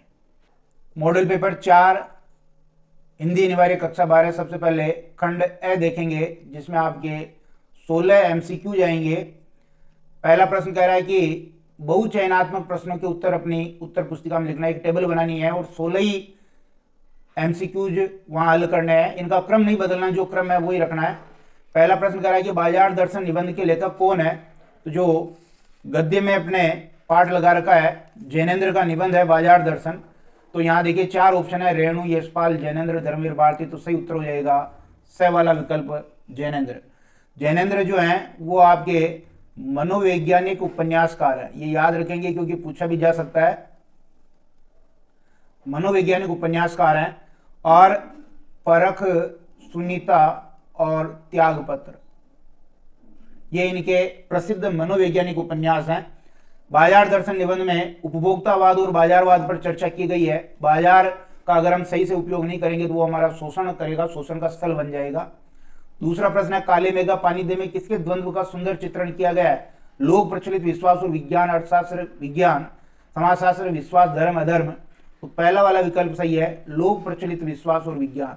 लोक प्रचलित विश्वास का प्रतिनिधित्व कर रही है लेखक की जी, और विज्ञान का प्रतिनिधित्व कर रहा है लेखक स्वयं धर्मवीर भारती। आपको लेखक का भी नाम पता होना चाहिए। धर्मवीर भारती का ये जो है काले मेघा पानी दे संस्मरण है। और धर्मवीर भारती के बारे में यदि हम बात करेंगे तो गुनाहों का देवता और सूरज का 7वां घोड़ा इनके प्रसिद्ध उपन्यास है। श्रम विभाजन को किसका दूसरा रूप माना गया है? अंधविश्वास का, विकसित समाज का, जाति प्रथा का, क्षमता निर्धारण का। सही उत्तर हो जाएगा जाति प्रथा का दूसरा रूप श्रम विभाजन को माना गया है। जो भीमराव जी अंबेडकर का जो भाषण लगा रखा है, नाम आपको ध्यान होना चाहिए, अंग्रेजी में था वो एनिहिलेशन ऑफ कास्ट। एनी क्योंकि पूछा जा सकता है इसलिए लिख रहा हूं मैं, एनिहिलेशन ऑफ कास्ट। ये 1936 में जो जाति पाति तोड़क मंडल लाहौर का वार्षिक अधिवेशन होना था, उसमें इनको ये भाषण देना था। और इसका अनुवाद किया है इस नाम से किया, ये भी आपको ध्यान होना चाहिए, जाति भेद का उच्छेद। जाति भेद का उच्छेद नाम से लल्लई सिंह यादव ने इसका अनुवाद किया। दलित उत्थान के लिए भीमराव अम्बेडकर जी ने बहुत प्रयास किया है। लेखक ने सीरीज को क्या कहा? वीर योद्धा, कालजयी अवधूत, प्रकृति संरक्षक, पागल प्रेमी। कालजयी अवधूत का है। लेखक कौन है पहले आपको ध्यान होना चाहिए? हजारी प्रसाद द्विवेदी। हजारी प्रसाद द्विवेदी जी ने सीरीज को कालजयी अवधूत कहा है। और चाहे गर्मी हो, चाहे लू हो, चाहे आंधी हो, इस सीरीज के फूल हमेशा खिले रहते हैं। इनके फूलों की विशेषताओं का यहाँ वर्णन किया है और मनुष्य को विपरीत परिस्थितियों में अविचल बने रहने का संदेश लेखक द्विवेदी जी ने दिया है। इसके फूल कोमल होते हैं, फल कठोर होते हैं, आसानी से अपनी जगह नहीं छोड़ते हैं। पर्दे पर किसकी कीमत है? संवेदना की, वक्त की, दर्शक की, दर्द की। तो वक्त की कीमत है। जो रघुवीर साय की कविता लगा रखी है अपने, रघुवीर साय की कविता है कैमरे में बंद अपाहिज। कैमरे में बंद अपाहिज। और इस कविता में आपको पता है कि एक विकलांग को मीडिया दूरदर्शन पर लाया जाता है और उसकी संवेदना का व्यापार किया जाता है। जो मीडिया का जो रवैया है वो रवैया कैसा है, संवेदनहीन है। उस संवेदनहीन रवैये पर यहाँ पर कवि ने जो है कटाक्ष किया है। और रघुवीर साय मूलतः ये जो पेशे से पत्रकार थे। कवि ने ए विप्लव के वीर किसे कहा है, दुखी किसान को, पूंजीपति वर्ग को, शोषक वर्ग को, क्रांति के बादलों को। तो क्रांति के बादलों को विप्लव के वीर कहा है। कविता किसकी है, निराला की। नाम क्या है, बादल राग। और छठा खंड अपने पाठ्य पुस्तक में शामिल किया है। इसमें संकलित है ये अनामिका काव्य संग्रह में। अनामिका काव्य संग्रह में ये संकलित है। छठा खंड अपने शामिल किया है। और सबसे इंपॉर्टेंट लघु मानव, लघु मानव या आम आदमी का जो दुख है, आम आदमी के दुख के लिए, उसको दुख को समाप्त करने के लिए लेखक जो है बादलों को क्रांति के रूप में बुला रहा है। पूंजीपति वर्ग किस तरह से किसान मजदूर वर्ग का जो शोषण करता है, फिर वो क्रांति के लिए मजबूर हो जाते हैं। बालक किस पर ललचाया है, सूरज पर, चांद पर, तारे पर, खिलौने पर। बालक जो है चांद पर ललचाया। रुबाइयां, नाम सुना होगा आपने, रुबाइयां किसकी है, फिराक गोरखपुरी की। ये रुबाइयां फिराक गोरखपुरी की है। और इसमें वात्सल्य रस का वर्णन है। कौन से रस का, वात्सल्य रस का। जब हम फिराक की ये रुबाइयां देखते हैं जिसमें वात्सल्य रस का वर्णन है, तो हमें अनायास हिंदी के सूरदास की याद आ जाती, क्योंकि ये उनसे मिलता जुलता है। मौखिक भाषा को लिखने के लिए जिन लेखन चिन्हों का प्रयोग किया जाता है उसे क्या कहते हैं, भाषा, व्याकरण, लिपि, बोली, उसे कहते हैं हम लिपि। लेखन चिन्ह आ जाए, लिपि करना है। और शुद्ध लिखना बोलना आ जाए, ऐसा शास्त्र व्याकरण। भाषा को शुद्ध लिखना और बोलना पढ़ना सिखाए, ऐसा शास्त्र व्याकरण। भाषा अभिव्यक्ति का माध्यम है। हम विचारों का आदान प्रदान करने के लिए जिस माध्यम का प्रयोग करते हैं वो भाषा है। बोली, ये भाषा का सीमित रूप है। सीमित क्षेत्र में बोले जाने वाली भाषा जो है बोली कहलाती है। पार्लियामेंट शब्द का सही अर्थ क्या है, संसद, अधिनियम, कानून, प्रतिनिधि। पार्लियामेंट का सही शब्द है संसद। पारिभाषिक शब्दावली में से है। अगर आप अधिनियम की बात करेंगे तो अधिनियम को हम एक्ट कहेंगे। कानून की बात करेंगे तो कानून को हम लॉ कहेंगे। और प्रतिनिधि, यह आपके पूछा जाता है। प्रतिनिधि के लिए आप देखिए डेलीगेट्स। डेलीगेट शब्द का प्रतिनिधि हो जाएगा। एक शब्द और चलता है इसके लिए, शिष्टमंडल। शिष्टमंडल के लिए आप डेलीगेशन शब्द का प्रयोग करेंगे। स्पेलिंग आप गलत नहीं लिखेंगे, ये डेलीगेशन। और रिप्रेजेंटेटिव भी इसके लिए आ जाता है शब्द, तो ये याद होने चाहिए। टीवी पर प्रसारित खबरों में क्या महत्वपूर्ण है, विजुअल्स, बाइट, नेट और उपयुक्त सभी।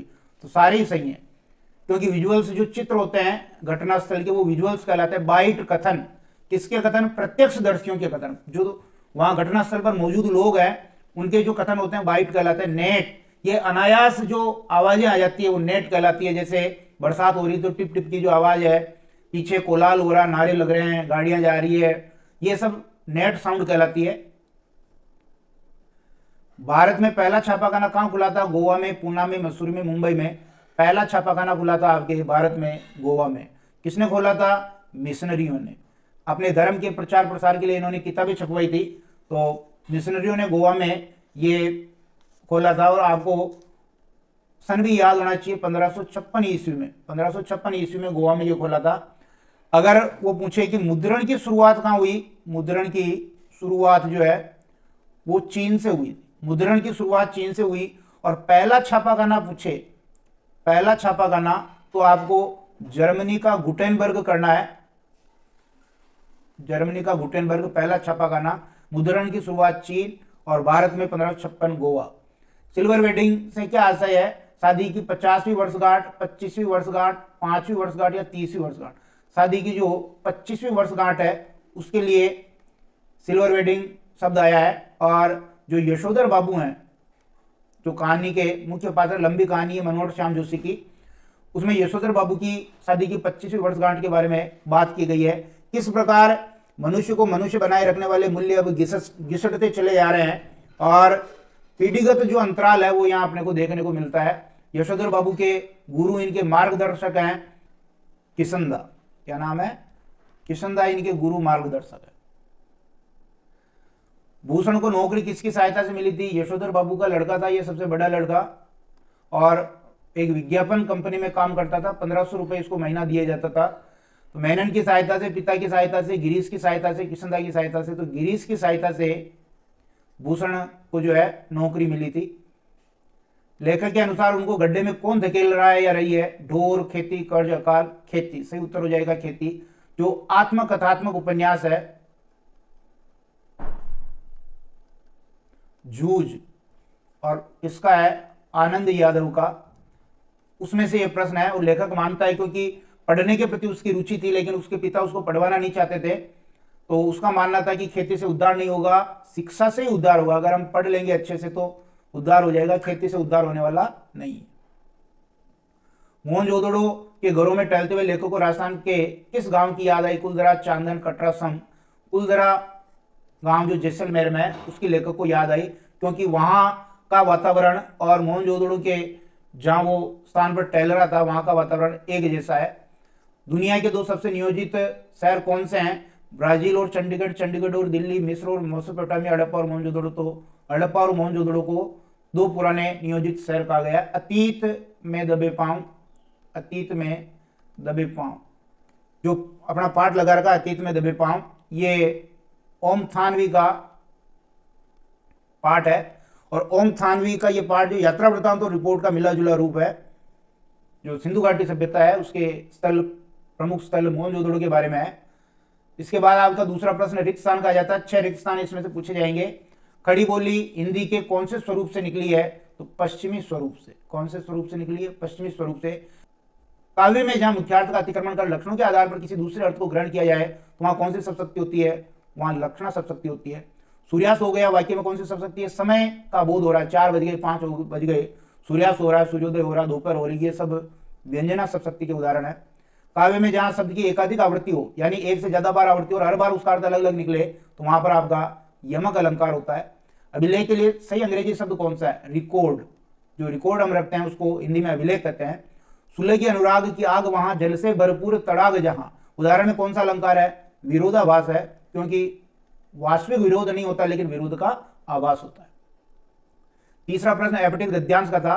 3-4 बार इस एपटित गद्यांश को अच्छी तरह पढ़ना है, फिर प्रश्नों के उत्तर देने हैं।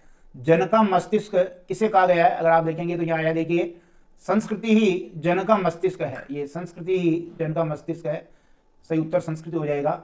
मनुष्य के जीवन की श्वास प्रश्वास किसे कहा गया है? तो जो युगों युगों से जो चली आ रही सभ्यता है उस सभ्यता को श्वास प्रश्वास कहा गया है। उपयुक्त गद्यांश का शीर्षक क्या है? राष्ट्र की संस्कृति। राष्ट्र की संस्कृति, ये इसका शीर्षक है। वृक्ष का पर्यायवाची शब्द गद्यांश में से छांट के लिखना है। तो यहाँ ध्यान दीजिए, यहाँ आया वृक्ष के लिए आया विटप। विटप वृक्ष को ही कहते हैं, पेड़ को कहते हैं, तो इसका पर्यायवाची हो जाएगा। राष्ट्र के समग्र रूप में किस किस को शामिल किया गया है? जो राष्ट्र का समग्र रूप है उसमें किस किस को शामिल किया गया है? तो यहाँ पर हम देखेंगे तो राष्ट्र के समग्र रूप में देखिए भूमि आ जाएगी, जन और जन की संस्कृति, इन 3 तत्वों को शामिल किया गया है। और राष्ट्र में विकसित पृथक पृथक संस्कृतियों का मूल आधार क्या है? तो अंतिम लाइन आई है, उनका मूल आधार है पारस्परिक सहिष्णुता और समन्वय, ये इनका मूल आधार है। चौथा प्रश्न एपटित पद्यांश या काव्यांश का है। इसको भी 3-4 बार अच्छी तरह पढ़ना है। अर्थ नहीं भी आए तो कोशिश करनी है कि एक मोटा मोटा अर्थ इसका क्या बैठ रहा है, एग्जैक्ट अर्थ तो आएगा नहीं क्योंकि एपटित है ये। वन में कौन जाना चाहता है? तो यहां देखिए पूरे, अगर हम काव्यांश को पढ़ेंगे, पद्यांश को पढ़ेंगे, तो यहां पर आया देखिए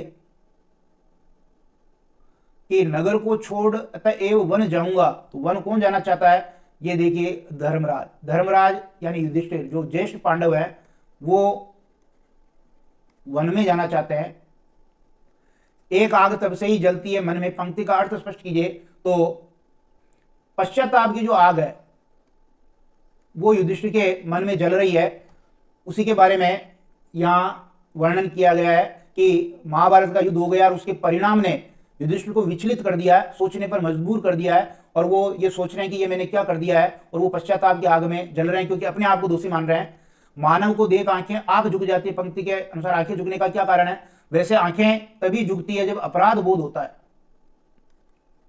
अपराध बोध जब होता है तब आंखें झुकती है। यहां पर भी युधिष्ठिर जो है महाभारत के लिए अपने आप को दोषी मान रहे हैं, अपने आप को अपराधी मान रहे हैं कि मेरे कारण मैंने इतना रक्तपात बहाया है, इसलिए गलती होने के कारण, अपने आप को दोषी समझने के कारण उनकी आंखें किसी भी व्यक्ति को देखते हैं तो झुक जाती है।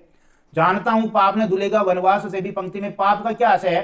जो महाभारत के युद्ध में अपने परिजनों का जो रक्त बहाया, परिजनों का जो खून बहाया, रक्त बहाया, उनको मौत के घाट उतारा, एक तरह से युधिष्ठिर कह रहे हैं कि वो मैंने पाप का काम किया है और वो पाप से मैं कभी मुक्त नहीं हो पाऊंगा। काव्यांश का पात्र आत्मघात क्यों नहीं करना चाहता है? तो देखिए यहां आया है, पात्र कौन है? युधिष्ठिर। आत्मघात क्यों नहीं करना चाह रहा है? क्योंकि और कलंक लगेगा, उसके चरित्र पर पहले ही खूब सारे दोष लगे हुए हैं और कलंक आत्महत्या का और लग जाएगा, इसलिए वो नहीं करना चाहता है। काव्यांश का पात्र कहां बैठकर आंसू बहाना चाहता है? तो यहां पर आया देखिए कि कंदरा में बैठ अश्रु खुल के बहाऊंगा। तो जंगल में जाकर के, वन में जाकर के जो कंदरा है, गुफाएं हैं, वहां पर वो बैठ करके आंसू बहाना चाहता था कि कोई उसको रोता हुआ देख नहीं सके। खंड ब में देखिए उल्टा पिरामिड शैली में समाचार कैसे लिखे जाते हैं। समाचार लेखन की सबसे प्रसिद्ध शैली है उल्टा पिरामिड शैली। ये होता है इंट्रो, ये होता है बॉडी और ये होता है समापन।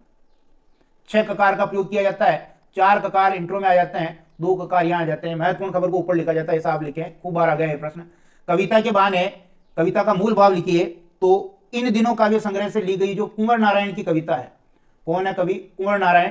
जो कविता के बहाने इन दिनों काव्य संग्रह से ली गई है, इसके बारे में आपको लिखना है। तो जब कविता जो है उसकी कोई सीमा फिक्स नहीं है, असीम कविताएं होती है, अर्थात उसका कोई और छोर नहीं होता है, और जैसे बालक इधर उधर घूमता है ऐसे ही वो कविता लिखी जा सकती है, उसका कोई विषय फिक्स नहीं होता है, कल्पनाशीलता होती है कविता में।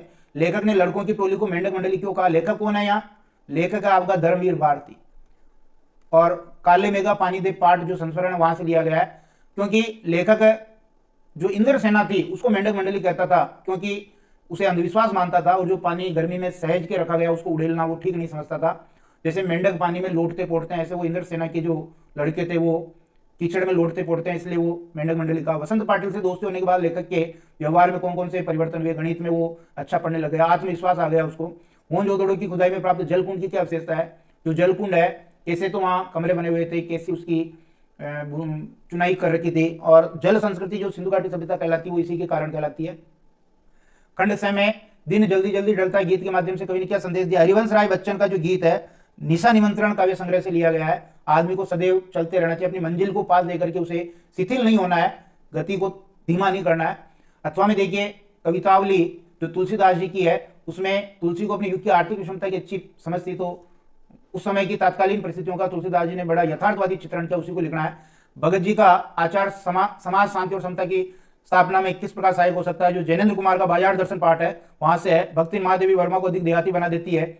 महादेवी वर्मा जो भक्तिन का संस्मरणात्मक रेखा चित्र है, भक्तिन जो है महादेवी वर्मा का संस्मरणात्मक रेखा चित्र, वहां से ये प्रश्न है।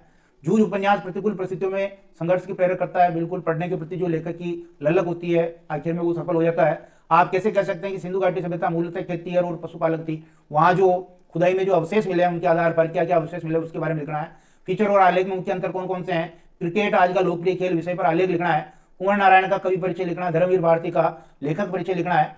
खंड द में सबसे पहले सह प्रसंग व्याख्या काव्य खंड से निराला जी के पाठ बादल राग से है। ये अट्टालिका नहीं है रे आतंक भवन। पूंजीपति वर्ग किस प्रकार शोषण करता है? मजदूर वर्ग का, किसान वर्ग का, और फिर अंत में क्रांति के रूप में वो परिणाम सामने आता है। सबसे तेज बौछारे गई बादू गया सवेरा हुआ खरगोश की आंखों जैसा लाल सवेरा। आलोक धनवा जो कविता है इनकी आलोक धनवा की, उसी में से ये लिया गया पतंग कविता, जो बच्चे पतंग उड़ा रहे हैं, और इनका एकमात्र काव्य संग्रह है दुनिया रोज बनती है। तो पतंग उड़ाने वाले बच्चे जो स्वच्छंद होकर के अपनी संभावनाओं को तलाशते हैं उसका वर्णन है। फिर गद्य की सहप्रसंग व्याख्या देखिए। महाकाल देवता सभासद कोड़े चला रहा है, जो सीरीज के फूल हैं, अजय प्रसाद द्विवेदी जी का पाठ है सीरीज के फूल, वहां से ये व्याख्या ली गई है। और चट गिड़दा चट गिड़दा चट गिड़दा, ये पहलवान की ढोलक, जो पहलवान की ढोलक फणीश्वरनाथ रेणु की आंचलिक कहानी है ये, उसमें से ये ली गई है। फिर आपको राज्य परियोजना निदेशक समग्र शिक्षा विभाग एवं आयुक्त स्कूल शिक्षा जयपुर की ओर से विद्यालयों में विभिन्न निर्माण कार्यों की एक निविदा तैयार करनी है। और बोर्ड प्रायोगिक परीक्षा 2024 की तिथियों में संशोधन एक विज्ञप्ति लिखनी। निबंध देखिए। राजस्थान के मेले और त्योहार, राष्ट्र निर्माण में युवाओं का योगदान, आस्था का प्रतीक कुंभ और विद्यार्थी जीवन और नैतिक शिक्षा, ये निबंध है महत्वपूर्ण। प्री बोर्ड पेपर संख्या 5 मॉडल पेपर 5, ये देखिए, पहले बहुचयनात्मक प्रश्न देखेंगे, 16 प्रश्न आएंगे मॉडल पेपर के अनुसार, और जो पाठ्यक्रम विभाजन कर रखा था उसके अनुसार कम दे रखे हैं, लेकिन मॉडल पेपर को आधार बना करके ही ये मॉडल पेपर बनाया मैंने। निम्नलिखित में से राजस्थानी बोली नहीं है, मेवाड़ी नहीं है, मारवाड़ी, अवधी, मेवाती, तो अवधी भाषा जो है, अवधी बोली राजस्थानी नहीं है, बाकी ये तीनों राजस्थान की बोलियां हैं, राजस्थानी बोलियां हैं। नोटिफिकेशन शब्द का सही हिंदी अर्थ क्या है? लेख, अधिनियम, अधिसूचना, प्रारूप। नोटिफिकेशन शब्द का सही अर्थ है अधिसूचना, स वाला विकल्प बिल्कुल सही है। लेखक ने किस पर आधारित श्रम विभाजन को अस्वाभाविक माना है? भीमराव अंबेडकर जी के पाठ से प्रश्न है, जाति पर आधारित, धर्म पर, कर्म पर, धन पर। तो जाति पर जो आधारित श्रम विभाजन है उसको अस्वाभाविक माना है। आय व अवधूत आज कहाँ है पंक्ति में? अवधूत शब्द किसके लिए आया है? गांधी जी के लिए, जवाहरलाल नेहरू के लिए, सुभाष चंद्र बोस के लिए, कालिदास के लिए। तो गांधी जी के लिए ये शब्द आया है। हजारी प्रसाद द्विवेदी जी ने जो सीरीज के फूल निबंध है, उस सीरीज के फूल निबंध में अवधूत शब्द काम में लिया है। पहलवान की ढोलक कहानी के अनुसार लुट्टन पहलवान का गुरु कौन था? उसकी सास थी राजा श्यामानंद ढोल बादल सिंह। तो जो ढोल था वो ढोल ही लुट्टन का गुरु था। काले मेघा पानी दो गद्य की किस विधा में लिखा गया पाठ है? निबंध है, संस्मरण, यात्रावृत्तांत, रिपोर्ट था। तो ये संस्मरण है। विज्ञान और जो प्राचीन लोक मान्यताएं हैं उनके बीच के द्वंद्व को यहाँ दिखाया है धर्मवीर भारती ने। दिन जल्दी जल्दी ढलता कविता के रचनाकार कौन है? निराला प्रसाद पंत, हरिवंश राय बच्चन। हरिवंश राय बच्चन जी की ये कविता दिन जल्दी जल्दी ढलता है, जो उनके काव्य संग्रह निशा निमंत्रण से ली गई है। पतंग कविता आलोक धनवा के किस काव्य संग्रह से ली गई है? कोई दूसरा नहीं, दुनिया रोज बनती है, जनता का आदमी इन दिनों। तो आलोक धनवा का एकमात्र काव्य संग्रह दुनिया रोज बनती है, और पतंग कविता इसी से ली गई है। अगर वो पूछे कि कोई दूसरा नहीं है, तो कुंवर नारायण की कविता है बात सीधी थी, बात सीधी थी, पर यह भी बहुत इंपॉर्टेंट है। ये कौन से संग्रह से ली गई है? कुंवर नारायण के कोई दूसरा नहीं काव्य संग्रह से कविता ली गई, बात सीधी थी। और इन दिनों से कुंवर नारायण की कविता ली गई है कविता के बहाने। बहुत इंपॉर्टेंट है दोनों, इनमें से भी प्रश्न बन सकता है। उषा कविता में कवि ने किसका वर्णन किया है? वर्षा काल का, वसंत ऋतु का, भोर के नभ का, ग्रामीण जनजीवन का। भोर के नभ का वर्णन किया, स वाला सही है। शमशेर बहादुर सिंह की कविता उषा। जनसंचार के आधुनिक माध्यमों में सबसे पुराना माध्यम कौन सा है? Print, electronic, radio, TV. तो प्रिंट माध्यम है, मुद्रित माध्यम, ये सबसे पुराना माध्यम है। जनसंचार का कौन सा कार्य नहीं है? सूचना देना, शिक्षित करना, भ्रमित करना, मनोरंजन करना। भ्रमित करना काम जो है जनसंचार का नहीं है। वाई.डी. पंत, यशोधर बाबू जिनका नाम भी है, किस पद पर कार्यरत थे? ये लिपिक थे, marketing manager, section officer, assistant के पद पर। तो ये सेक्शन ऑफिसर थे, स वाला विकल्प सही है। लेखक अपनी पढ़ाई को पुनः शुरू करवाने के लिए किसकी सिफारिश करता है? अपनी माँ की, पिता की, दत्ताजी राव की, विठुबा आना की। तो दत्ताजी राव की वो सिफारिश करवाता है अपने पिता को समझाने के लिए, क्योंकि उसके पिता उससे खेतों में काम करवाना चाहते थे, उसको पढ़ाना नहीं चाहते थे। जूझ पाठ के लेखक कौन है? आनंद यादव है, श्याम मनोहर जोशी है, ओम थान में मुंशी प्रेमचंद। मराठी उपन्यासकार आनंद यादव, जिनका आत्मकथात्मक उपन्यास है जूझ, मराठी भाषा में मूल रूप से है ये, आनंद यादव इसके लेखक है। मोहनजोदड़ो का क्या अर्थ है? काली चूड़िया उपजाऊ क्षेत्र, मुर्दों का टीला मेलुआ। मुर्दों का टीला मोहनजोदड़ो का अर्थ है। और मोहनजोदड़ो में पूरब की जो बस्ती मानी गई है वो किसकी बस्ती मानी गई है? रईसों की, भिक्षुओं की, कामगारों की, शिक्षकों की। रईसों की बस्ती मानी गई है। पूरब की जो बस्ती है वो रईसों की बस्ती है। रिक्तान देखिए, भाषा को शुद्ध लिखने और बोलने संबंधी नियमों की जानकारी देने वाला शास्त्र क्या कहलाता है? ये शास्त्र कहलाता है व्याकरण। क्या कहलाता है? व्याकरण।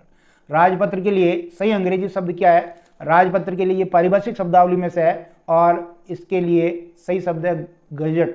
स्पेलिंग अगर आप गलत लिखेंगे तो गलत हो जाएगा, GAZET, गजट। सब शक्ति के कितने भेद है? सब शक्ति के 3 भेद है, अभिधा, लक्षणा और व्यंजना। गुलाब का फूल बहुत सुंदर है वाक्य में कौन सी सब शक्ति? बिल्कुल सीधा सा अर्थ निकल रहा है, एक ही अर्थ निकल रहा है, इसलिए इसमें अभिधा सब शक्ति है। अलंकार खालिस्तान के सौंदर्य को बढ़ाने वाले अपादान होते हैं। किसके सौंदर्य को? काव्य के सौंदर्य को बढ़ाने वाले अपादान होते हैं। तंत्री नाद कवित रस सरस राग रतिरंग अन बूढ़े बूढ़े तेरे जे बूढ़े सबंग। उदाहरण में कौन सा अलंकार है? इस उदाहरण में आपके विरोधाभास अलंकार है, विरोधाभास अलंकार इसमें है। अपठित गद्यांश दे रखे हैं, उनको पढ़ करके प्रश्नों के उत्तर देने हैं और 3-4 बार अच्छी तरह इसको पढ़ लेना है। फिर कह रहा उत्साह किसे कहते हैं। पहला प्रश्न था कि उत्साह किसे कहते हैं, तो हम यहाँ देखेंगे कि जिस कार्य को करने के लिए मनुष्य में कष्ट, दुख या हानि को सहन करने की ताकत आती है, उन सबसे उत्पन्न आनंद ही उत्साह कहलाता है। ये पहले का उत्तर हो जाएगा। सच्चे वीर की क्या पहचान बताई गई है। जो सच्चा वीर होता है ये कर्म करने वाला होता है। देखिए यहाँ पर आया है, कर्म भावना से उत्पन्न आनंद का अनुभव केवल सच्चे वीर ही कर सकते हैं, क्योंकि उनमें साहस की अधिकता होती है। एक तो कर्म भावना होती है, एक साहस की अधिकता होती है, ये पहचान है। उपयुक्त गद्यांश का शीर्षक क्या हो जाएगा, उत्साह है। उत्साह का सबसे बड़ा शत्रु कौन है। उत्साह का सबसे बड़ा शत्रु यहाँ आया, देखिए आलस्य। आलस्य उत्साह का सबसे बड़ा शत्रु है। उत्साही व्यक्ति की विशेषताएं लिखिए। उत्साही व्यक्ति की विशेषताएं यहाँ आया, देखिए लास्ट में। उत्साही व्यक्ति असफल होने पर भी कार्य करता रहता है। उत्साही व्यक्ति सदा दृढ़ निश्चयी होता है, असफल होने पर वो हार नहीं मानता है। केंद्रित शब्द में कौन सा प्रत्यय है, केंद्रित शब्द में इत प्रत्यय है। अपठित पद्यांश को ध्यानपूर्वक पढ़ करके प्रश्नों को उत्तर देने हैं। 3-4 बार इसको चित्र पढ़ना है। ईश्वर के चरण चूमने के लिए कौन लालायित रहता है, यहाँ आया देखिए, तेरे चरणों को छूने को लालायित हिमगिरी का माथा। हिमालय पर्वत का जो माथा है वो चरण छूने के लिए लालायित रहता है। जगत पिता की क्या विशेषताएं बताई गई है, तो यहाँ आया देखिए, जगत पिता आदि अंत से मुक्त है, काल अस्तित्व भी उसका कुछ नहीं बिगाड़ सकता, उनसे वो आगे हैं। ये जगत पिता की विशेषताएं हैं। आकाश का समानार्थी शब्द काव्यांश में से ढूंढ करके लिखिए, तो आकाश का समानार्थी है अंबर। तेरे चरणों में नतमस्तक, कितनी धरती कितने अंबर से क्या आशय है। जो ईश्वर है वो सर्वशक्तिमान है और उस ईश्वर ने कितनी ही धरती और कितनी आकाश की रचना की है, वो इनसे भी बढ़ करके। ये धरती आकाश उस ईश्वर की सत्ता के सामने कुछ भी नहीं है, सर्वशक्तिमान ईश्वर है। नन्ही बूंदे शब्द किसके लिए प्रयुक्त हुआ है। नन्ही बूंदे शब्द जो आया है, अगणित आकाश गंगाएं, इनके लिए नन्ही बूंदे शब्द काम में आया है। उपयुक्त काव्यांश का शीर्षक क्या हो सकता है, तो सर्वशक्तिमान ईश्वर हो सकता है। सर्वशक्तिमान ईश्वर, विधाता भी कह सकते हैं ईश्वर, या फिर जगत का स्वामी कर सकते हैं। खंड ब में देखिए, टीवी चरणों के अंतर्गत एक तो ब्रेकिंग न्यूज आती है, एंकर बाइट, इनको अच्छी तरह समझाना है। रस का अक्षय पात्र किसे कहा और क्यों। जो चौकोर पन्ना है कागज का, इस पर जो काव्य सृजन होता है, कविता लिखी जाती है, इससे जो उत्पन्न आनंद होता है वो अनंत काल तक रहता है, इसलिए इसको रस का अक्षय पात्र कहा है। लेखक के मन में सीरीज को देखकर हुक क्यों उठती है, गांधी जी की याद आती है और इसलिए हुक उठती है कि गांधी जी ने कितना कुछ किया था, लेकिन वो सारे सपने सच नहीं हो पाए। जूझ पाठ के आधार पर बताइए कि लेखक के पिता ने उसकी पढ़ाई क्यों छुड़वाती थी। खेती पर वो ज़्यादा ध्यान देते थे, खेत पर काम करवाना चाहते थे, इसलिए। यशोधर बाबू की आंखों की कोर से जरा सी नमी क्यों चमक आई, जब उनके बड़े बेटे भूषण ने जो गिफ्ट दिया था, उस गिफ्ट को देते वक्त उसने कहा था कि आप ये पहन करके दूध लेने जाया कीजिए। उसने ये नहीं कहा कि मैं दूध खुद ले आऊँगा, इसलिए आंसू आ गए थे उनके। खंड स में देखिए, तुलसीदास की संकलित चौपाइयों के आधार पर लक्षण के प्रति राम के स्नेह संबंधों पर प्रकाश डालिए। उषा कविता गांव की सुबह का गतिशील सब चित्र है कैसे। काले मेघा पानी दे पाठ के आधार पर जल और वर्षा के अभाव में गांव की दशा का वर्णन कीजिए। भीमराव अंबेडकर की कल्पना के आधार समाज की आधारभूत बातें समझाइए। अतीत में दबे पांव पाठ के आधार पर मोहनजोदड़ो के नगर नियोजन की विशेषताएं लिखिए। जूझ उपन्यास प्रतिकूल परिस्थितियों से संघर्ष की प्रेरक करता है, स्पष्ट कीजिए। एक फीचर लिखना है वृक्षारोपण कार्यक्रम पर। महाकुंभ विषय पर एक आलेख लिखना है। हरिवंश राय बच्चन का कवि परिचय और जैनेन्द्र कुमार का लेखक परिचय लिखना है। व्याख्या में देखिए, तुलसीदास जी की कवितावली से ये अंश व्याख्या के रूप में यहाँ दिया गया है। जो उस वक्त की जो आर्थिक विषमता थी, गरीबी थी, बेकारी थी, उसका यहाँ वर्णन किया गया है। फिर अथवा में देखिए, सारी मुश्किलों को धैर्य से समझे बिना, तो जो बात सीधी थी कुंवर नारायण की, बात सीधी थी कविता कुंवर नारायण की, जो कोई दूसरा नई काव्य संग्रह से ली गई है, उसमें से ये व्याख्या है। गद्य की व्याख्या देखेंगे, ये भक्तिन वाला पाठ है महादेवी वर्मा का। महादेवी वर्मा का संस्मरणात्मक रेखा चित्र है भक्तिन, वहाँ से है। और अगली व्याख्या जैनेन्द्र से है। जैनेन्द्र कुमार का जो बाजार दर्शन है, जैनेन्द्र कुमार का निबंध है बाजार दर्शन, वहाँ से ये व्याख्या ली गई है। स्वयं को शासन सचिव शिक्षा विभाग जयपुर मनीष कुमार मानते हुए राज्य के समस्त संस्था प्रधानों को गुणवत्तापूर्ण शिक्षा की सुनिश्चितता के लिए एक अर्थशास्त्रीय पत्र लिखे और सचिव माध्यमिक शिक्षा बोर्ड राजस्थान अजमेर की ओर से रीट परीक्षा 2024 की परीक्षा तिथि हेतु एक विज्ञप्ति लिखे।